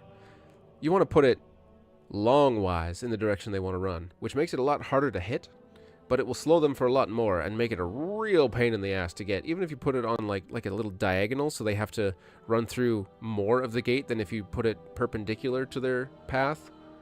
You can get quite a bit of slow out of this. You can also use it to set up your combos. Drop your Nullgate on someone, throw your little blasty blast circles in it, and explode them. Boom, tons of damage. Probius has a ton of damage, but he's not easy to play. Which means people who are good with him are frickin' annoying.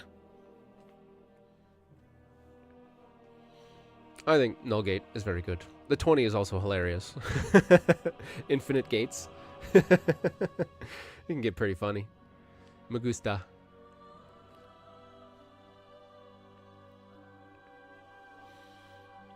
Yeah.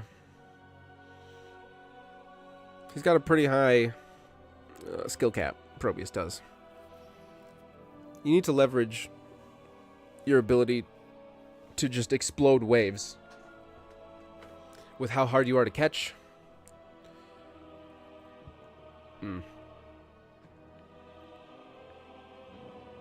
But y'all, if you get the idea to play Probius, do it on your own time. I don't want Probius on my team. Just don't do it. I don't want to deal with that. I don't want to deal with that learning curve. Not for me, thanks.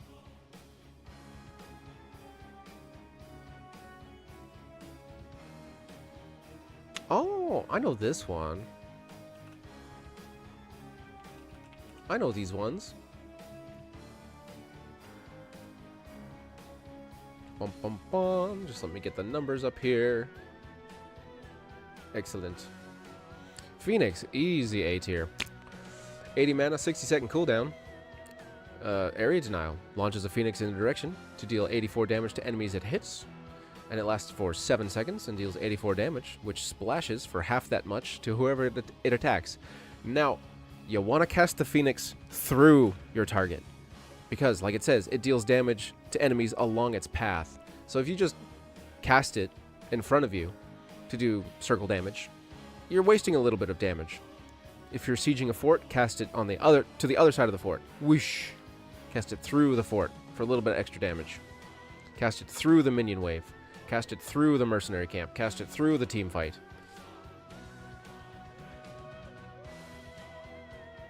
It does pretty okay damage, and it holds an area well. Helps you with objectives. Helps you with camps. 60-second cooldown. It's not terribly long for an ultimate. It's like average. It's like okay. I definitely use Phoenix to take camps, because why not? If I've got the time and the objective isn't coming up and I'm not in any danger, I'll just Phoenix that camp and take it really quick. Same with forts. Hell, I'll even use it just for extra damage if someone's ganking me, or if I'm trying to 1v1 somebody. It's good stuff. It's a good ultimate. Pyroblast? On the other hand... Ooh, this is gonna get me some hate. Just being real. Just being honest. You can use it to start a fight. You can use it to finish a fight. It moves very slowly. Everybody sees it. Everyone knows what's coming. And unlike Frost Blast, it's just damage. It's just damage. I take it typically to finish off people who are, just about escaping, or to, like, chunk through a problem hero. I use it as an anti-dive tool, because it does do 810 damage at level 10, which is quite a lot.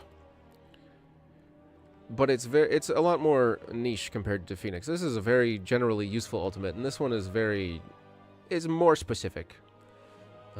If like an Illidan dives me, I'll Pyroblast his ass, drop my combo on myself, and hopefully we both die. Something like that. Same with any other dive hero. If we gotta hit a healer, for sure, and the healer keeps healing themselves, Pyroblast the healer, hit them with the rest of the combo. Hopefully the team can follow up. What else? Can use it on a tank. It's not fantastic. It's not the best idea, but you can do it. What else?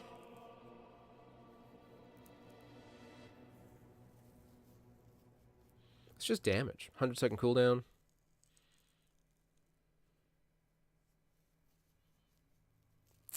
There was one thing. Oh, man. It just slipped my mind. Sorry, give me a moment. Oh, yeah. You know how I was saying you should just hit Kel'Thuzad if he comes at you? If I'm in, like, a mage duel, I'll also take Pyroblast if I'm up against a squishy. Or... if I think Li Ming is going to go Glass Cannon, I will also take Pyroblast, because that's just hilarious. People who are very weak to Pyroblast. Li Ming, especially with Glass Cannon. Though she does have spell armor. Hanzo, very weak to Pyroblast. Malfurion, very vulnerable to Pyroblast as well. So there are some heroes that you can take and bully with it. But you can also get just as much value from Phoenix. So, Pyro, you're going in C.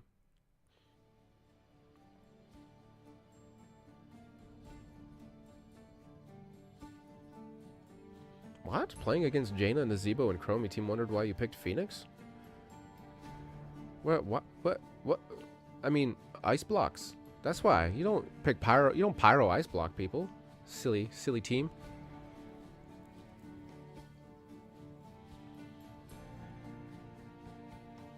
Yeah, Pyro is like super counterable. It has its place, sure, but you sit in C tier.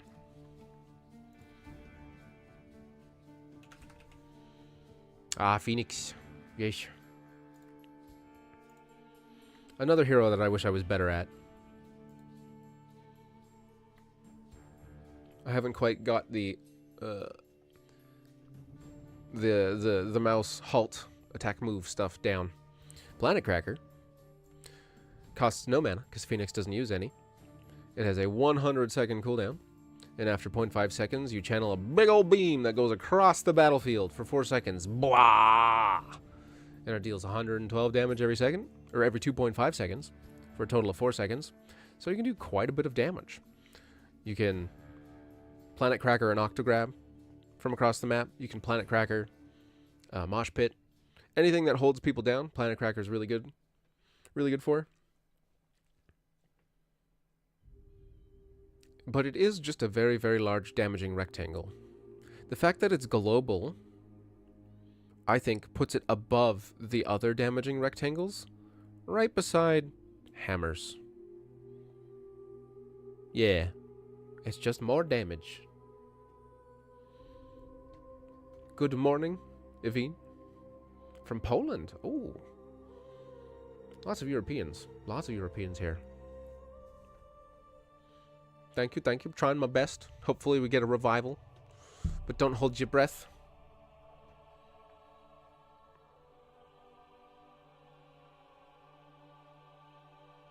What do we have here? Purification Salvo. One of the lock-on ultimates, like Pyroblast. Costs no mana, because Phoenix doesn't use any. 90-second cooldown. A quick little scan in a wide arc in front of Phoenix, and every hero he scans, he shoots 5 missiles at. Pew, pew, pew, pew, pew, pew. That deals 79 damage each. Whoop-de-doo. But they deal 50% more damage to slowed targets. I would almost even put this in D tier. Almost. I don't know about you guys, but I am not scared of a Phoenix that takes Purification Salvo. Sure, he can finish people off with it. He can get kills with it. But, like, it doesn't really do that much damage. It's not really that great. I don't know. I would almost even put this... Am I going to put it in D tier?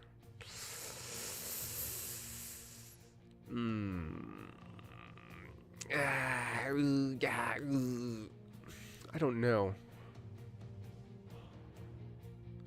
No, because I can still see more places where you can take Salvo. Like, there's a little bit of competition with Planet Cracker, whereas with the Gul'dan's Ultimates, there's no competition.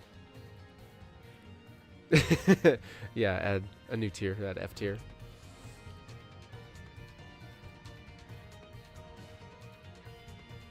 Yeah.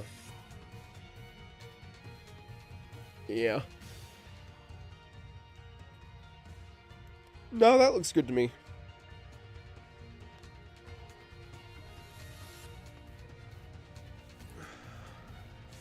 Yeah, I kind of agree. I want to put it in D tier, but I'm not gonna. I'm gonna just leave it here. You know, just gonna leave it here. Because there are some places, some team comps where you can get good value from Purification Salvo. Yeah. Planet Cracker is a way more fun.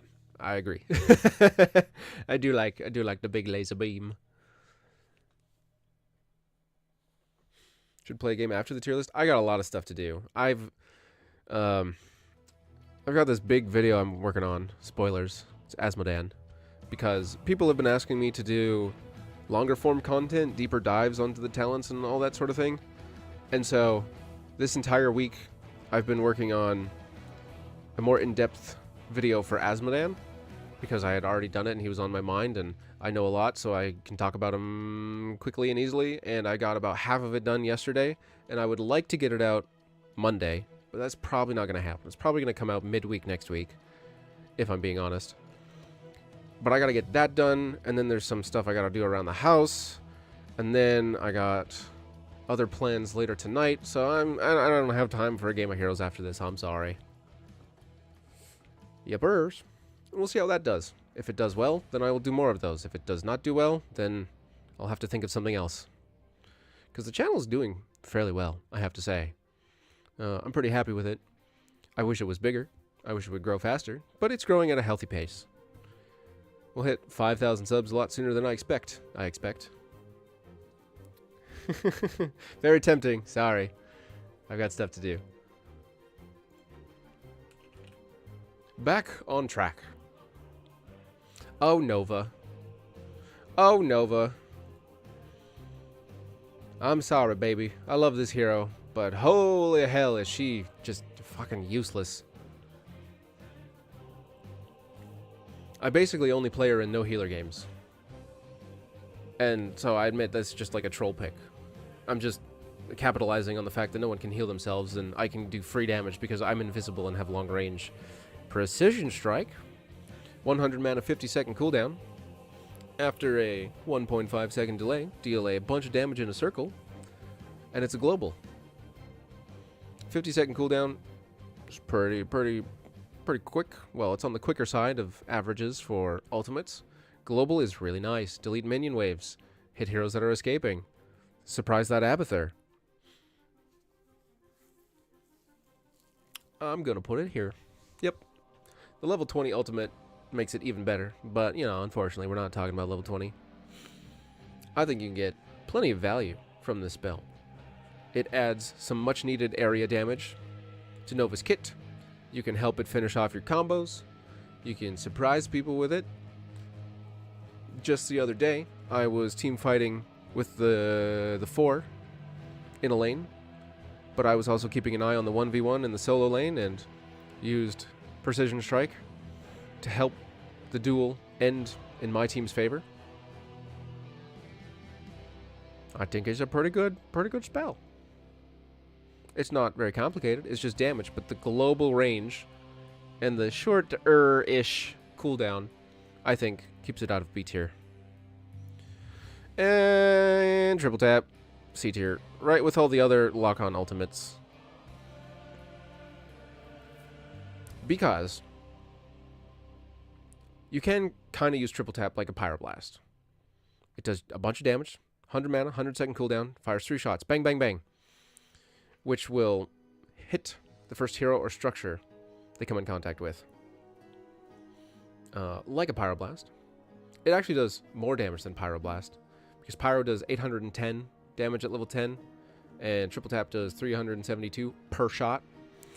And then if you just math that out, 3 times 3 is 900, and then you don't have to worry about the other numbers. You can use it as an anti-dive tool as well. Just like I drop my combo and Pyroblast someone who dives me on Kael'thas, I will drop my combo and then triple tap someone who dives me on Nova, and whoever survives, survives. You can use it to trip up the enemy team in a team fight, because people will dive in front of these bullets to protect their friends. You can use it to finish people off if they have no cover to hide behind. But I would say Pyroblast, you'll get more reliable damage and value out of it than you would triple tap. It has its place right next to the garbage.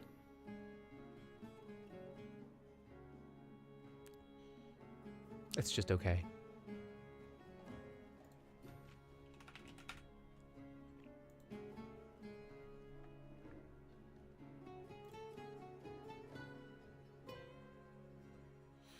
Tracer. This will be a weird one. Because this is kind of like... It's kind of like just part of her kit. It's kind of just a regular ability. The ultimate upgrades just change how it works. It's just a little explodey bomb. Skill shot explodey bomb. Close range. Deals some damage. 298 damage to the main target and 149 to nearby enemies. You charge it by doing damage. It's just more damage. It's just more damage. It's just more damage. I don't really know. Hey, get out of here. Hey, get out of here. I said get out of here. I said get out of here. I don't really know where to put Pulse Bomb. I don't really know. I'm going to leave it in B unless somebody has a reason for it to be somewhere else.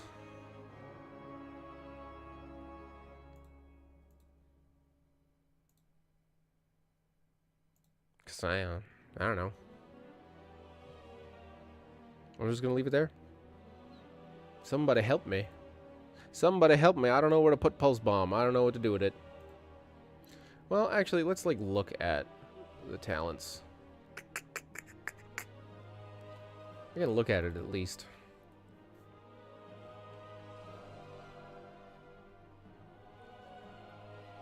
Level 10 Tracer. You got your Sticky Bomb, which increases the size of the AoE. Increases the radius by 50% and slows enemies by 70% for 3 seconds. Okay, it's a big slow. Quantum Spike deals 6% of a target's maximum health and damage, so the bomb hits harder. And then Pulse Rounds, which makes it recharge faster. And increases its range, increases the skill shot's range. Okay. I don't know. I don't know, it's just like another ability. I'm going to put it in D tier because Tracer is... Or Slime's the Tracer main. That seems right to me.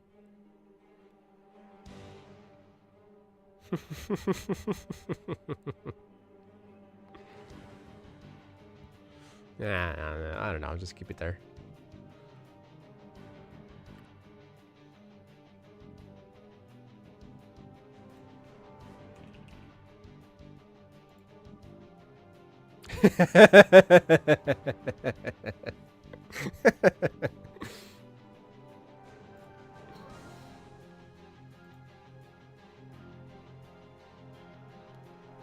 Yeesh.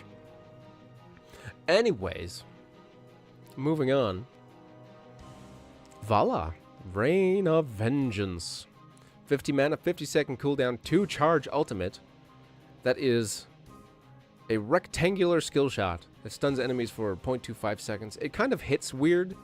It hits like, what's the word? Not layered. Sequentially?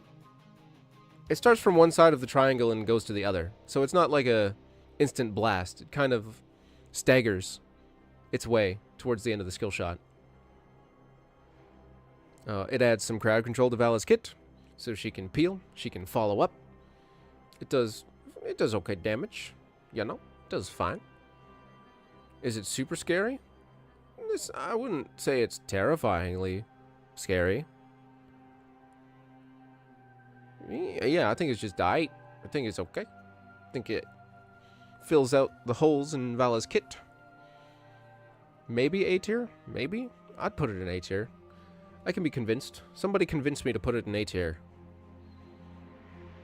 Because if I'm not convinced, I'm just going to leave it in B and forget about it. Oops. Sorry, microphone. Or maybe I'll just sit here and think about it on my own and decide where it goes.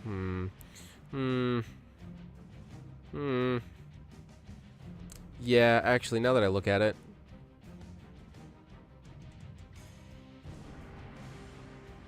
you can stop this. You have to be in range for this. Meh.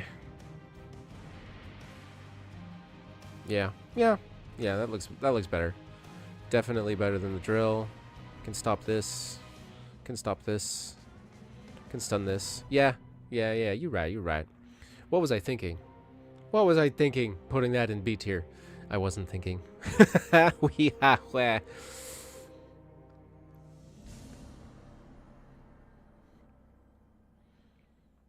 And strafe. Now, I know people get yelled at for taking strafe. 60 mana, 60-second cooldown.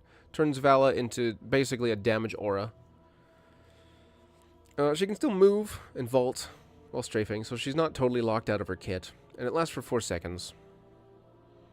It's just, it turns her into a little damage circle that moves around.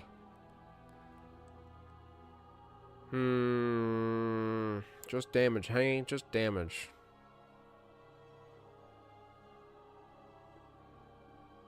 I think there are places where strafe can be viable. But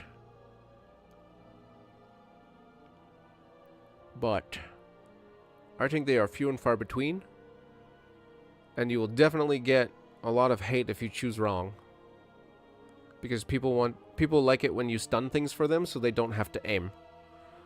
And if you pick strafe, then you don't have to aim. And people see that and they go, hey, I didn't want to have to aim. And now you're making me have to aim because you picked the I don't have to aim ultimate for yourself. And then they get upsetty spaghetti. So yeah, this is C tier. It's okay. Just damage with all the other damage ults. Damage, damage, damage, damage, damage, damage, damage, damage, damage. It's all just damage. It's all just damage. C is the I just gonna do damage tier.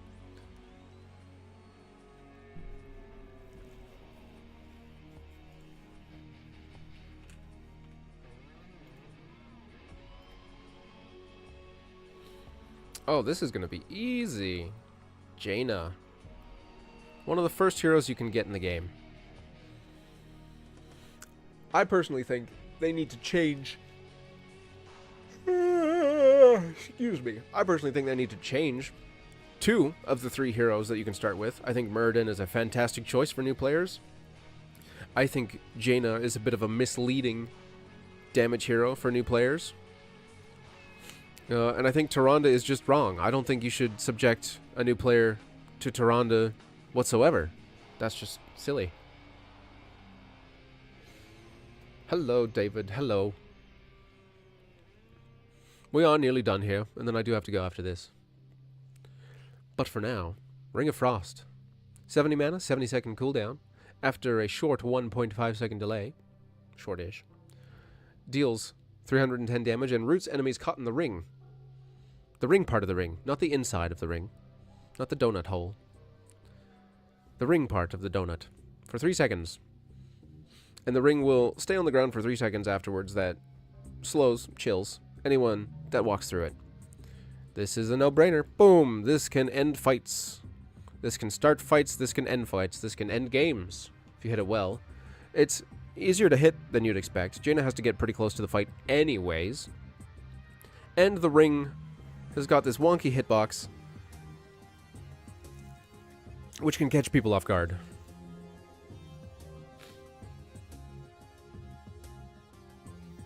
Water elemental greater than Frostwing? Sort of. Sort of. I think both of Jaina's ultimates are fantastic. I think they're both really great for different reasons. Water elemental, 60 mana, 60-second cooldown, gives you an extra little body, extra little buddy, which only lasts 20 seconds. The water elemental only lasts 20 seconds, but that can be more than enough time. The auto attacks of the water elemental splash. They deal 62 damage to the main target and 25% of that to the secondary targets, and add chill, so you can do your whole Jaina combos and get the bonus damage off of someone water elemental. Drop this on top of the backline and watch them panic. Drop this in front of you to block skill shots. Just have an extra body in a fight. Start the fight with the water elemental. You know, send it in, slow some people, and then walk in and hit them with your combo.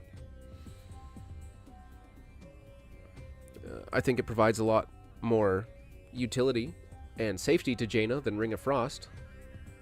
But I think you pick her ultimates depending on how you expect the team fights to go. You know, I think you take both of them for different reasons.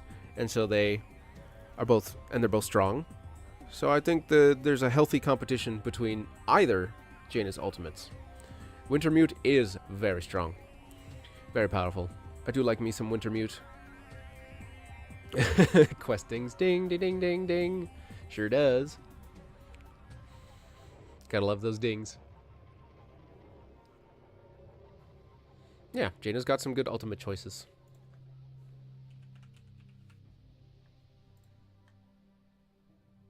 And so does Junkrat. Junkrat's got some good ult choices too. Ugh, and like a lot of other troll heroes, I think this is gonna cause a bit of contention. I do think, well, they're good for different reasons. Riptire, 75-second cooldown, no mana because Junkrat doesn't use any. It's basically like, it's kind of like a Pyroblast, but you control where it goes and you can jump over walls and stuff. So it's a little more involved. It doesn't do as much damage. But it still does quite a lot, and it knocks people back. So shove this into a team fight, and you can push people around. You can isolate a target a little bit. It can be stopped. You can kill the tire, you can damage it, and then it's out. It's done. Or you can stun Junkrat. So it has a lot more counterplay compared to his other ultimate, which we'll get to. And for what it does, a level 20 upgrade for Riptire is pretty bonkers. You can just keep tiring a team if they clump together. But for level 10, I don't know.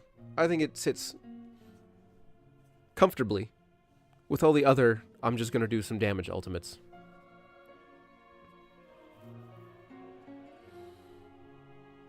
Yeah, Rocket Ride, while it does remove you from the fight, if you were going to die, that's a good thing.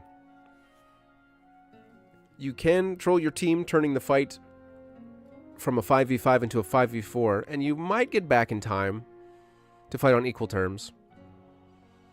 You can use Rocket Ride as an escape. You can use Rocket Ride as a global. You can turn yourself into basically like a Murky with it. Sieging a tower, and then when the enemy comes to deal with you, you Rocket Ride, bomb the tower, and then zip to the other lane. It's got quite a bit of uses. If you use it at the start of a fight, your team should yell at you, because what the hell are you doing? It should be used more towards the latter half of a team fight, I would say. What does it do here? Let me look at the numbers. 75-second cooldown. After a short channel, 1.25 seconds.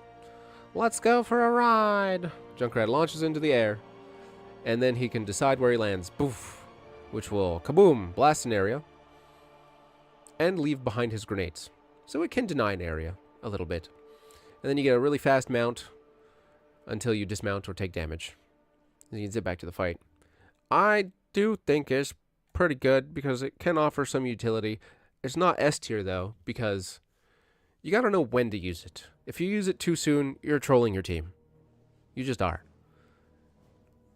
Because if the enemy wants to get you out of the fight and then you just leave, they did it. Hooray.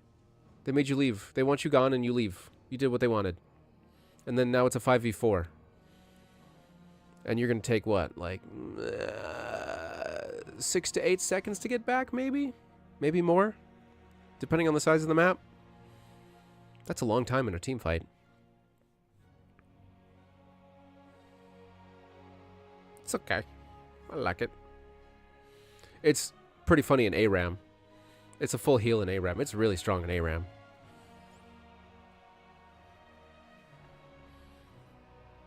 Putting Nidus in S tier is kind of crazy. Did you just get here? I explained myself. I explained why it's in S tier.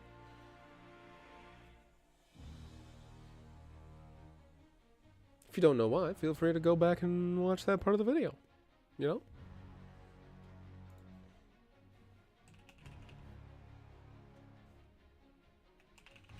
Oh, Gall. The easiest hero to play in the game. The least stressful one, that's for sure.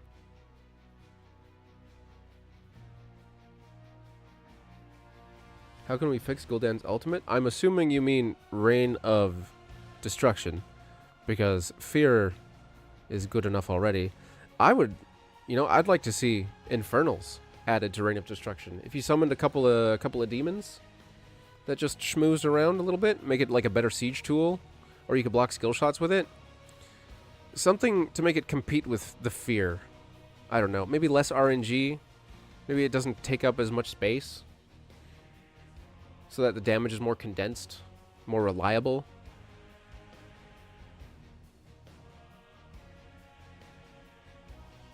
Yeah, I think it would be pretty cool if it summoned an Infernal that just like stomped around and did AoE damage.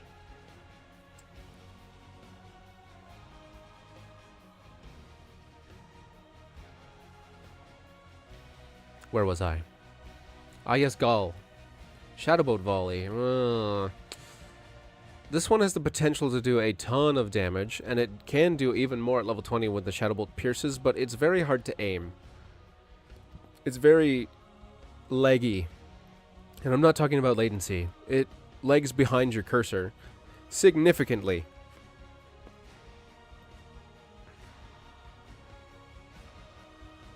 Shadowbolt Volley. 60-second cooldown.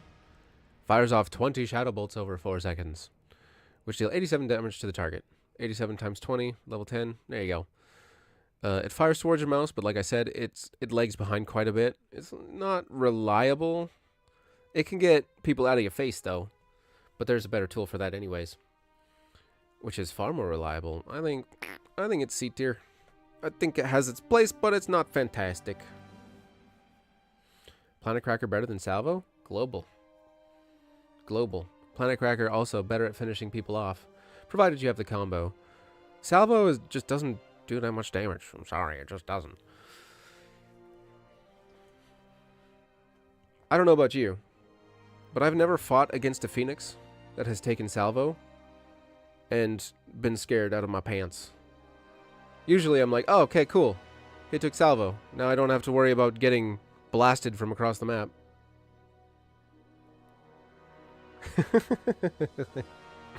Reign of Destruction. It just needs something. It's just not RNG damage over a large area compared to a very focused crowd control ability that does damage, can be used as a self-peel, can be used as a team peel, can be used to isolate a hero, can be used to crowd control an entire team. Like, it's just... Fear is just so much more powerful than random damage over a large area. Sorry, not sorry. And Twisting Nether, which is, I think, more reliable than Shadowbolt Volley. 80-second cooldown, no mana because Gull doesn't use any. After 1 second, enemies are slowed by 50% while he channels, up to 5 seconds. And you can reactivate it within those 5 seconds to deal 353 damage. It's just damage. It's just damage. Damage in a circle. I don't really think Gull's ult are that great.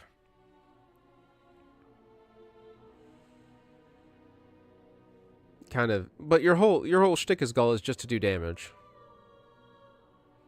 Yeah. My gut says to put this in C tier with all the other just damage ultimates. That's what my gut says.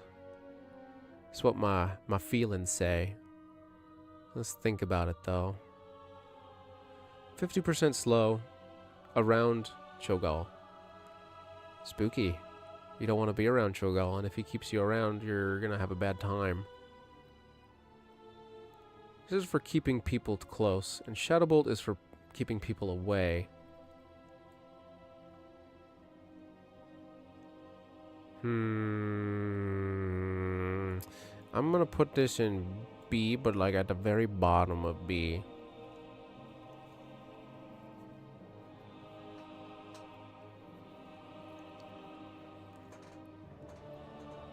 I do agree that Shadowbolt works better with Hammer,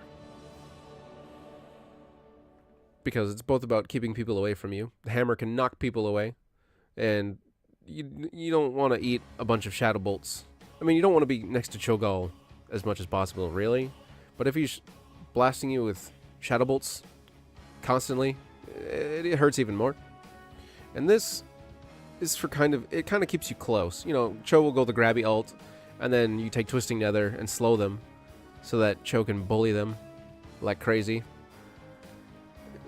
They kind of do the same thing. Sort of. Yeah. Also, now that I think about it, I'm putting this in C tier. Yeah, you can dodge Twisting Nether too. I mean, you can just stay away from Cho'Gall. To a point. He's pretty dashy. I don't think Gull's ultimates are very exciting. And last but not least, Chromie. She gets her ultimates early at level 8 because of time shenanigans. And I think they're both pretty good. Slowing Sands has a 5-second cooldown, so you can cast and recast it. It doesn't have an upfront mana cost, but it does cost 5 mana per second, so the longer this stays up, the more mana you will use. This controls an area by slowing enemies 10% every 0.25 seconds, up to 70%. The longer they stay in Slowing Sands, the more they will be slowed, but the longer they stay in Slowing Sands, the more mana you will use. It's very good at denying an area. Very good. Drop this on a choke point, and the enemy team's gonna have a really bad time getting through. Kind of like Probius's gate.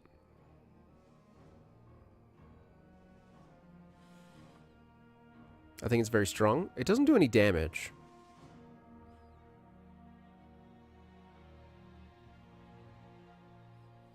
Yeah, they did remove it in ARAM. I think it's probably A tier. You got to know where to put it. And it can deny a hallway. It can deny a choke point. You can catch people with it if you position yourself aggressively.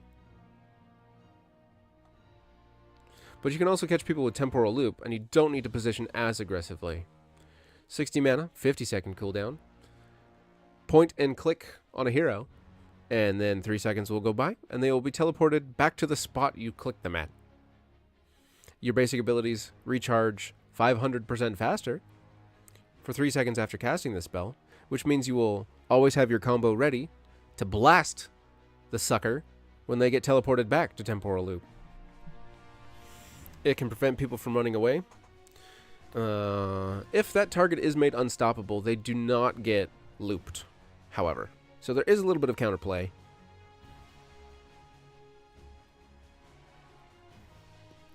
Any new skins that I would like to be added to HOTS?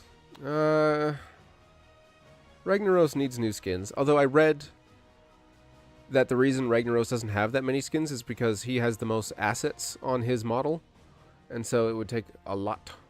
Hello, Funky. It would take a lot more work to reskin Ragnaros than any other hero in the game. I don't really have any opinions on new skins. I like when the skin matches the mount. I think that's pretty neat. But like, skins are skins. I have so many freaking loot boxes anyways. I probably have like 90% of all the customization options hiding in my loot boxes. But I just haven't opened them yet. I'm going to save up so I get 1,000 loot boxes, and then I'll open them all on stream, and we'll take a tally of like all the legendaries and all the rares and stuff. It'll be fun. It'll probably take way too long. Mind-numbingly. I'm just going to open 1,000 loot boxes on stream. Oh my goodness. I think I have like 130 to go. I'm pretty close.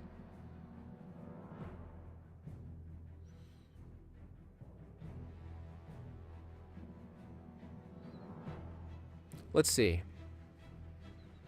Let's see before we end here. I'm going to move this up. I'm going to move this up.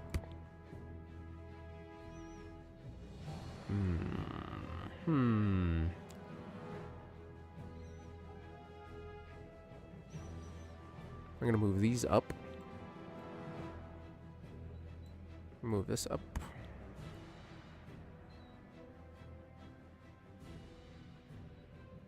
Move this down.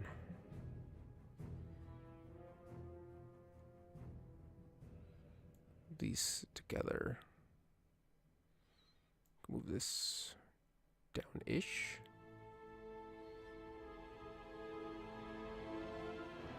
Move this here, maybe? I want to move this up too. I want to move this up.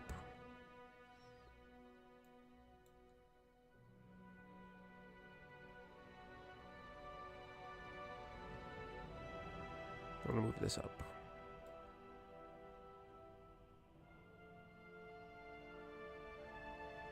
This here and this here. Move this down.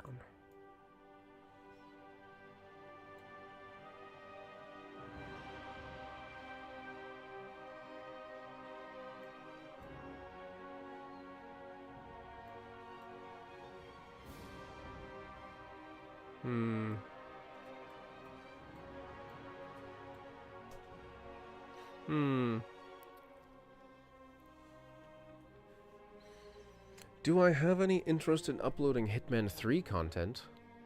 The last Hitman game that I played was the one that came out for PS4 that they released one level at a time. I can't remember what that was called. I remember the first level you started at this like fashion show gala thing. And that was a lot of fun. I do like the Hitman games. I haven't played them in ages. I'm gonna be honest. I would love to pivot away from Heroes content. I play a lot of this game. I only started making Heroes videos to learn how to use video editing software. And then people liked them, and the channel started growing, and I'm like, fuck, I guess I'm making Heroes videos now. And I don't hate the game, but boy do I get a lot of it. Like, a lot. And I would much rather have, kind of like what Pallytime does, a more variety-oriented channel. And I'm not really super keen on streaming either. I kind of want to make just videos. Reviews, gameplay videos, maybe some tutorials for other stuff. That seems like fun. But I gotta do what the people like. And so I gotta put out Heroes content because it helps the channel grow. And we'll get there eventually. We'll just have patience. Thanks, Funky. So yeah, I'll eventually do other stuff, more stuff. But for now, I do what I must.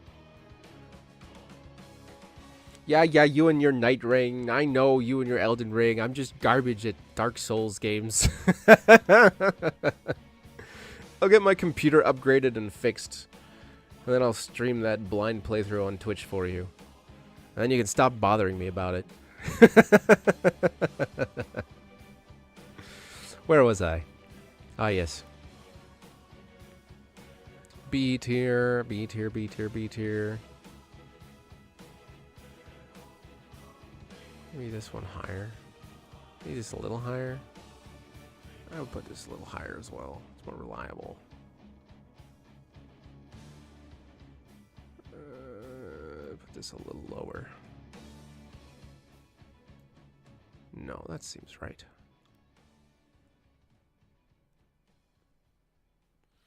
Yeah, I don't want to get burnt out. The channel is almost sustaining itself in terms of subscribers. I get like 100 a week. Just about 100 a week. And then, you know, the goal is 10,000. And then at that point, I think I'll start branching out a little harder. I do have some things in the pipe. I'm going to do like that Asmo video I talked about, and then I have another hero video. And then maybe another map guide, and then I'm going to do something else. Because I think those three will boost the engagement for a while. At least long enough where I can do something that's not HOTS related. Because I've been dying to do another game review. I just need something else as like a palate cleanser. Because, oh boy, I play so much frickin' Heroes. Way more than I'd like. Way more than I'd like. Thanks. Thanks, Wolf.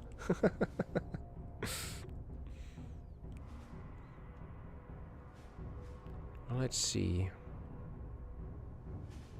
These are all damage ults.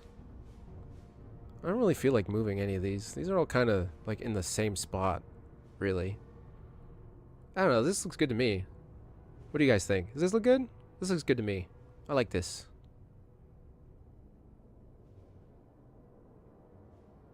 A game review of Heroes. 6.5. Easy meme. Easy setup for that. Thank you. Thank you, Lamb. Hee hee hee. I have never in my life played Heroes of Might and Magic, and I hear 3 is a good one.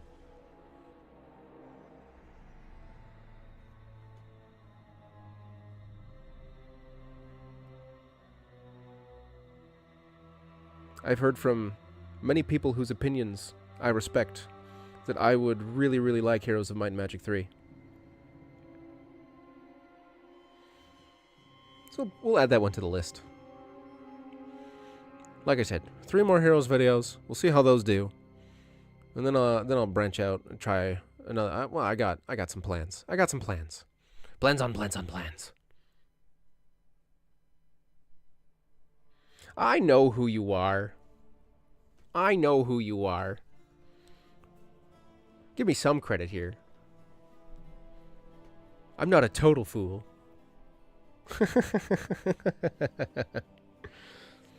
I just choose to use the name that, you know, the first name. The first one that came up. The first one that my eyeball saw.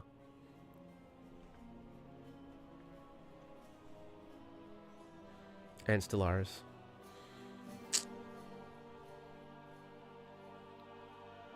My goodness. Well, that's the tier list. Unless you guys have anything else. Thanks for coming. I guess I can take a couple questions. If you guys have any questions about the game, about the channel, about other games, now's the time.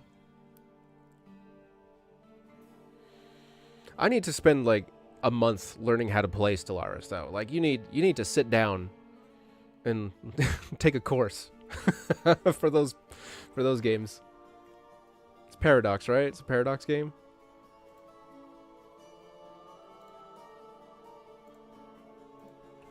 Stellaris.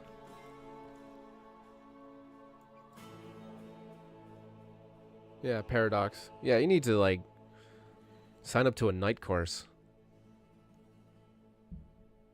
Move Li Ming's up to B tier. The category or the the criteria. These are all the ultimates for the heroes taken at level 10, not considering talents or level 20s, just level 10s, naked as the day they were chosen. They are kind of compared to each other, especially if they're from the same hero. Like, obviously, Gul'dan ultimates competing for the same spot puts Reign of Destruction a lot further down, because it is just a damage ult. Most of the things that ended up in C tier are just damage ultimates, or very, very niche. They have their uses, but, you know, they're competing with something better, or something more useful, or something more versatile. B tier, same idea as C tier, but with slightly more trickery that you can pull off. A is just generally good. If you pick these, even without thinking, you'll probably have a good time. Except for maybe Guillotine. You kind of have to think about that one. And then S tier is just stupid strong. I will admit I put Gust in S tier just because I like Falstad. That one's for me. I put that one here for me. Just because something is higher on the tier list as well, doesn't mean it's a must pick. And just because something is lower on the tier list as well, also doesn't mean that it's a must ignore. They all have their places, except for maybe Reign of Destruction.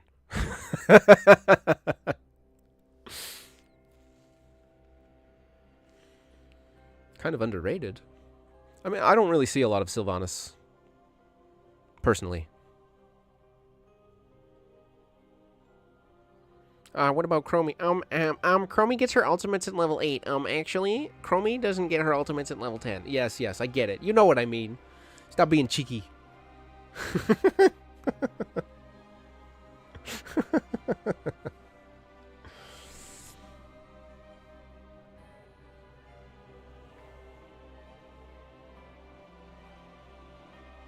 Alright, last chance.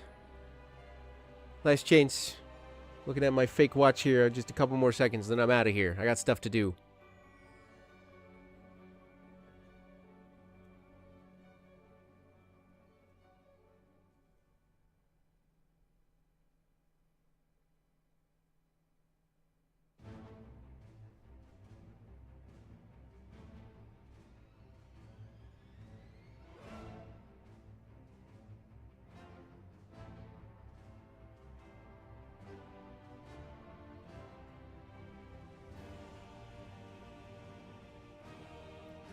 Oh yeah, I'm gonna post this to both the channel and the Discord.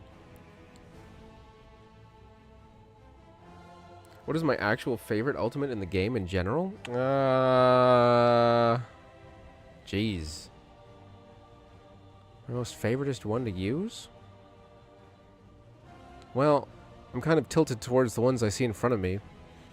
Because, you know, recency bias. Give me a second. I got them all up here on my other screen. Hot's Ultimates. Let's take a quick looky-loo here. I'm gonna pick 3. I'm gonna pick 3 ultimates that I really like. I really like Lava Wave. That one's a lot of fun. Solves a lot of problems. You turn your brain off and use that.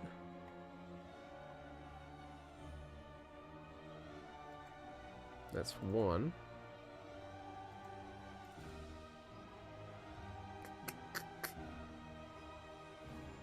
What else? What else? What else? I really like Maze Ice Wall. And there was another one that I saw. And I do really like Lornado, even though I take the Sleep Ultimate for Deckard more often. So I would say those 3. Lava Wave, Lornado, and the May Ice Wall.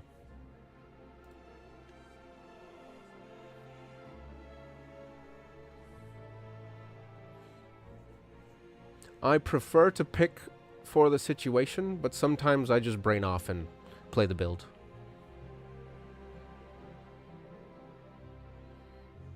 It also depends on the hero. Like for Kael'thas,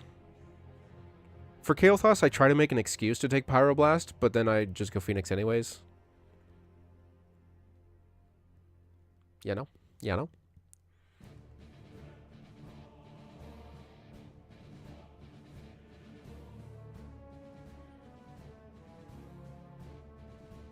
Stuff like that. Alright, I gotta get out of here.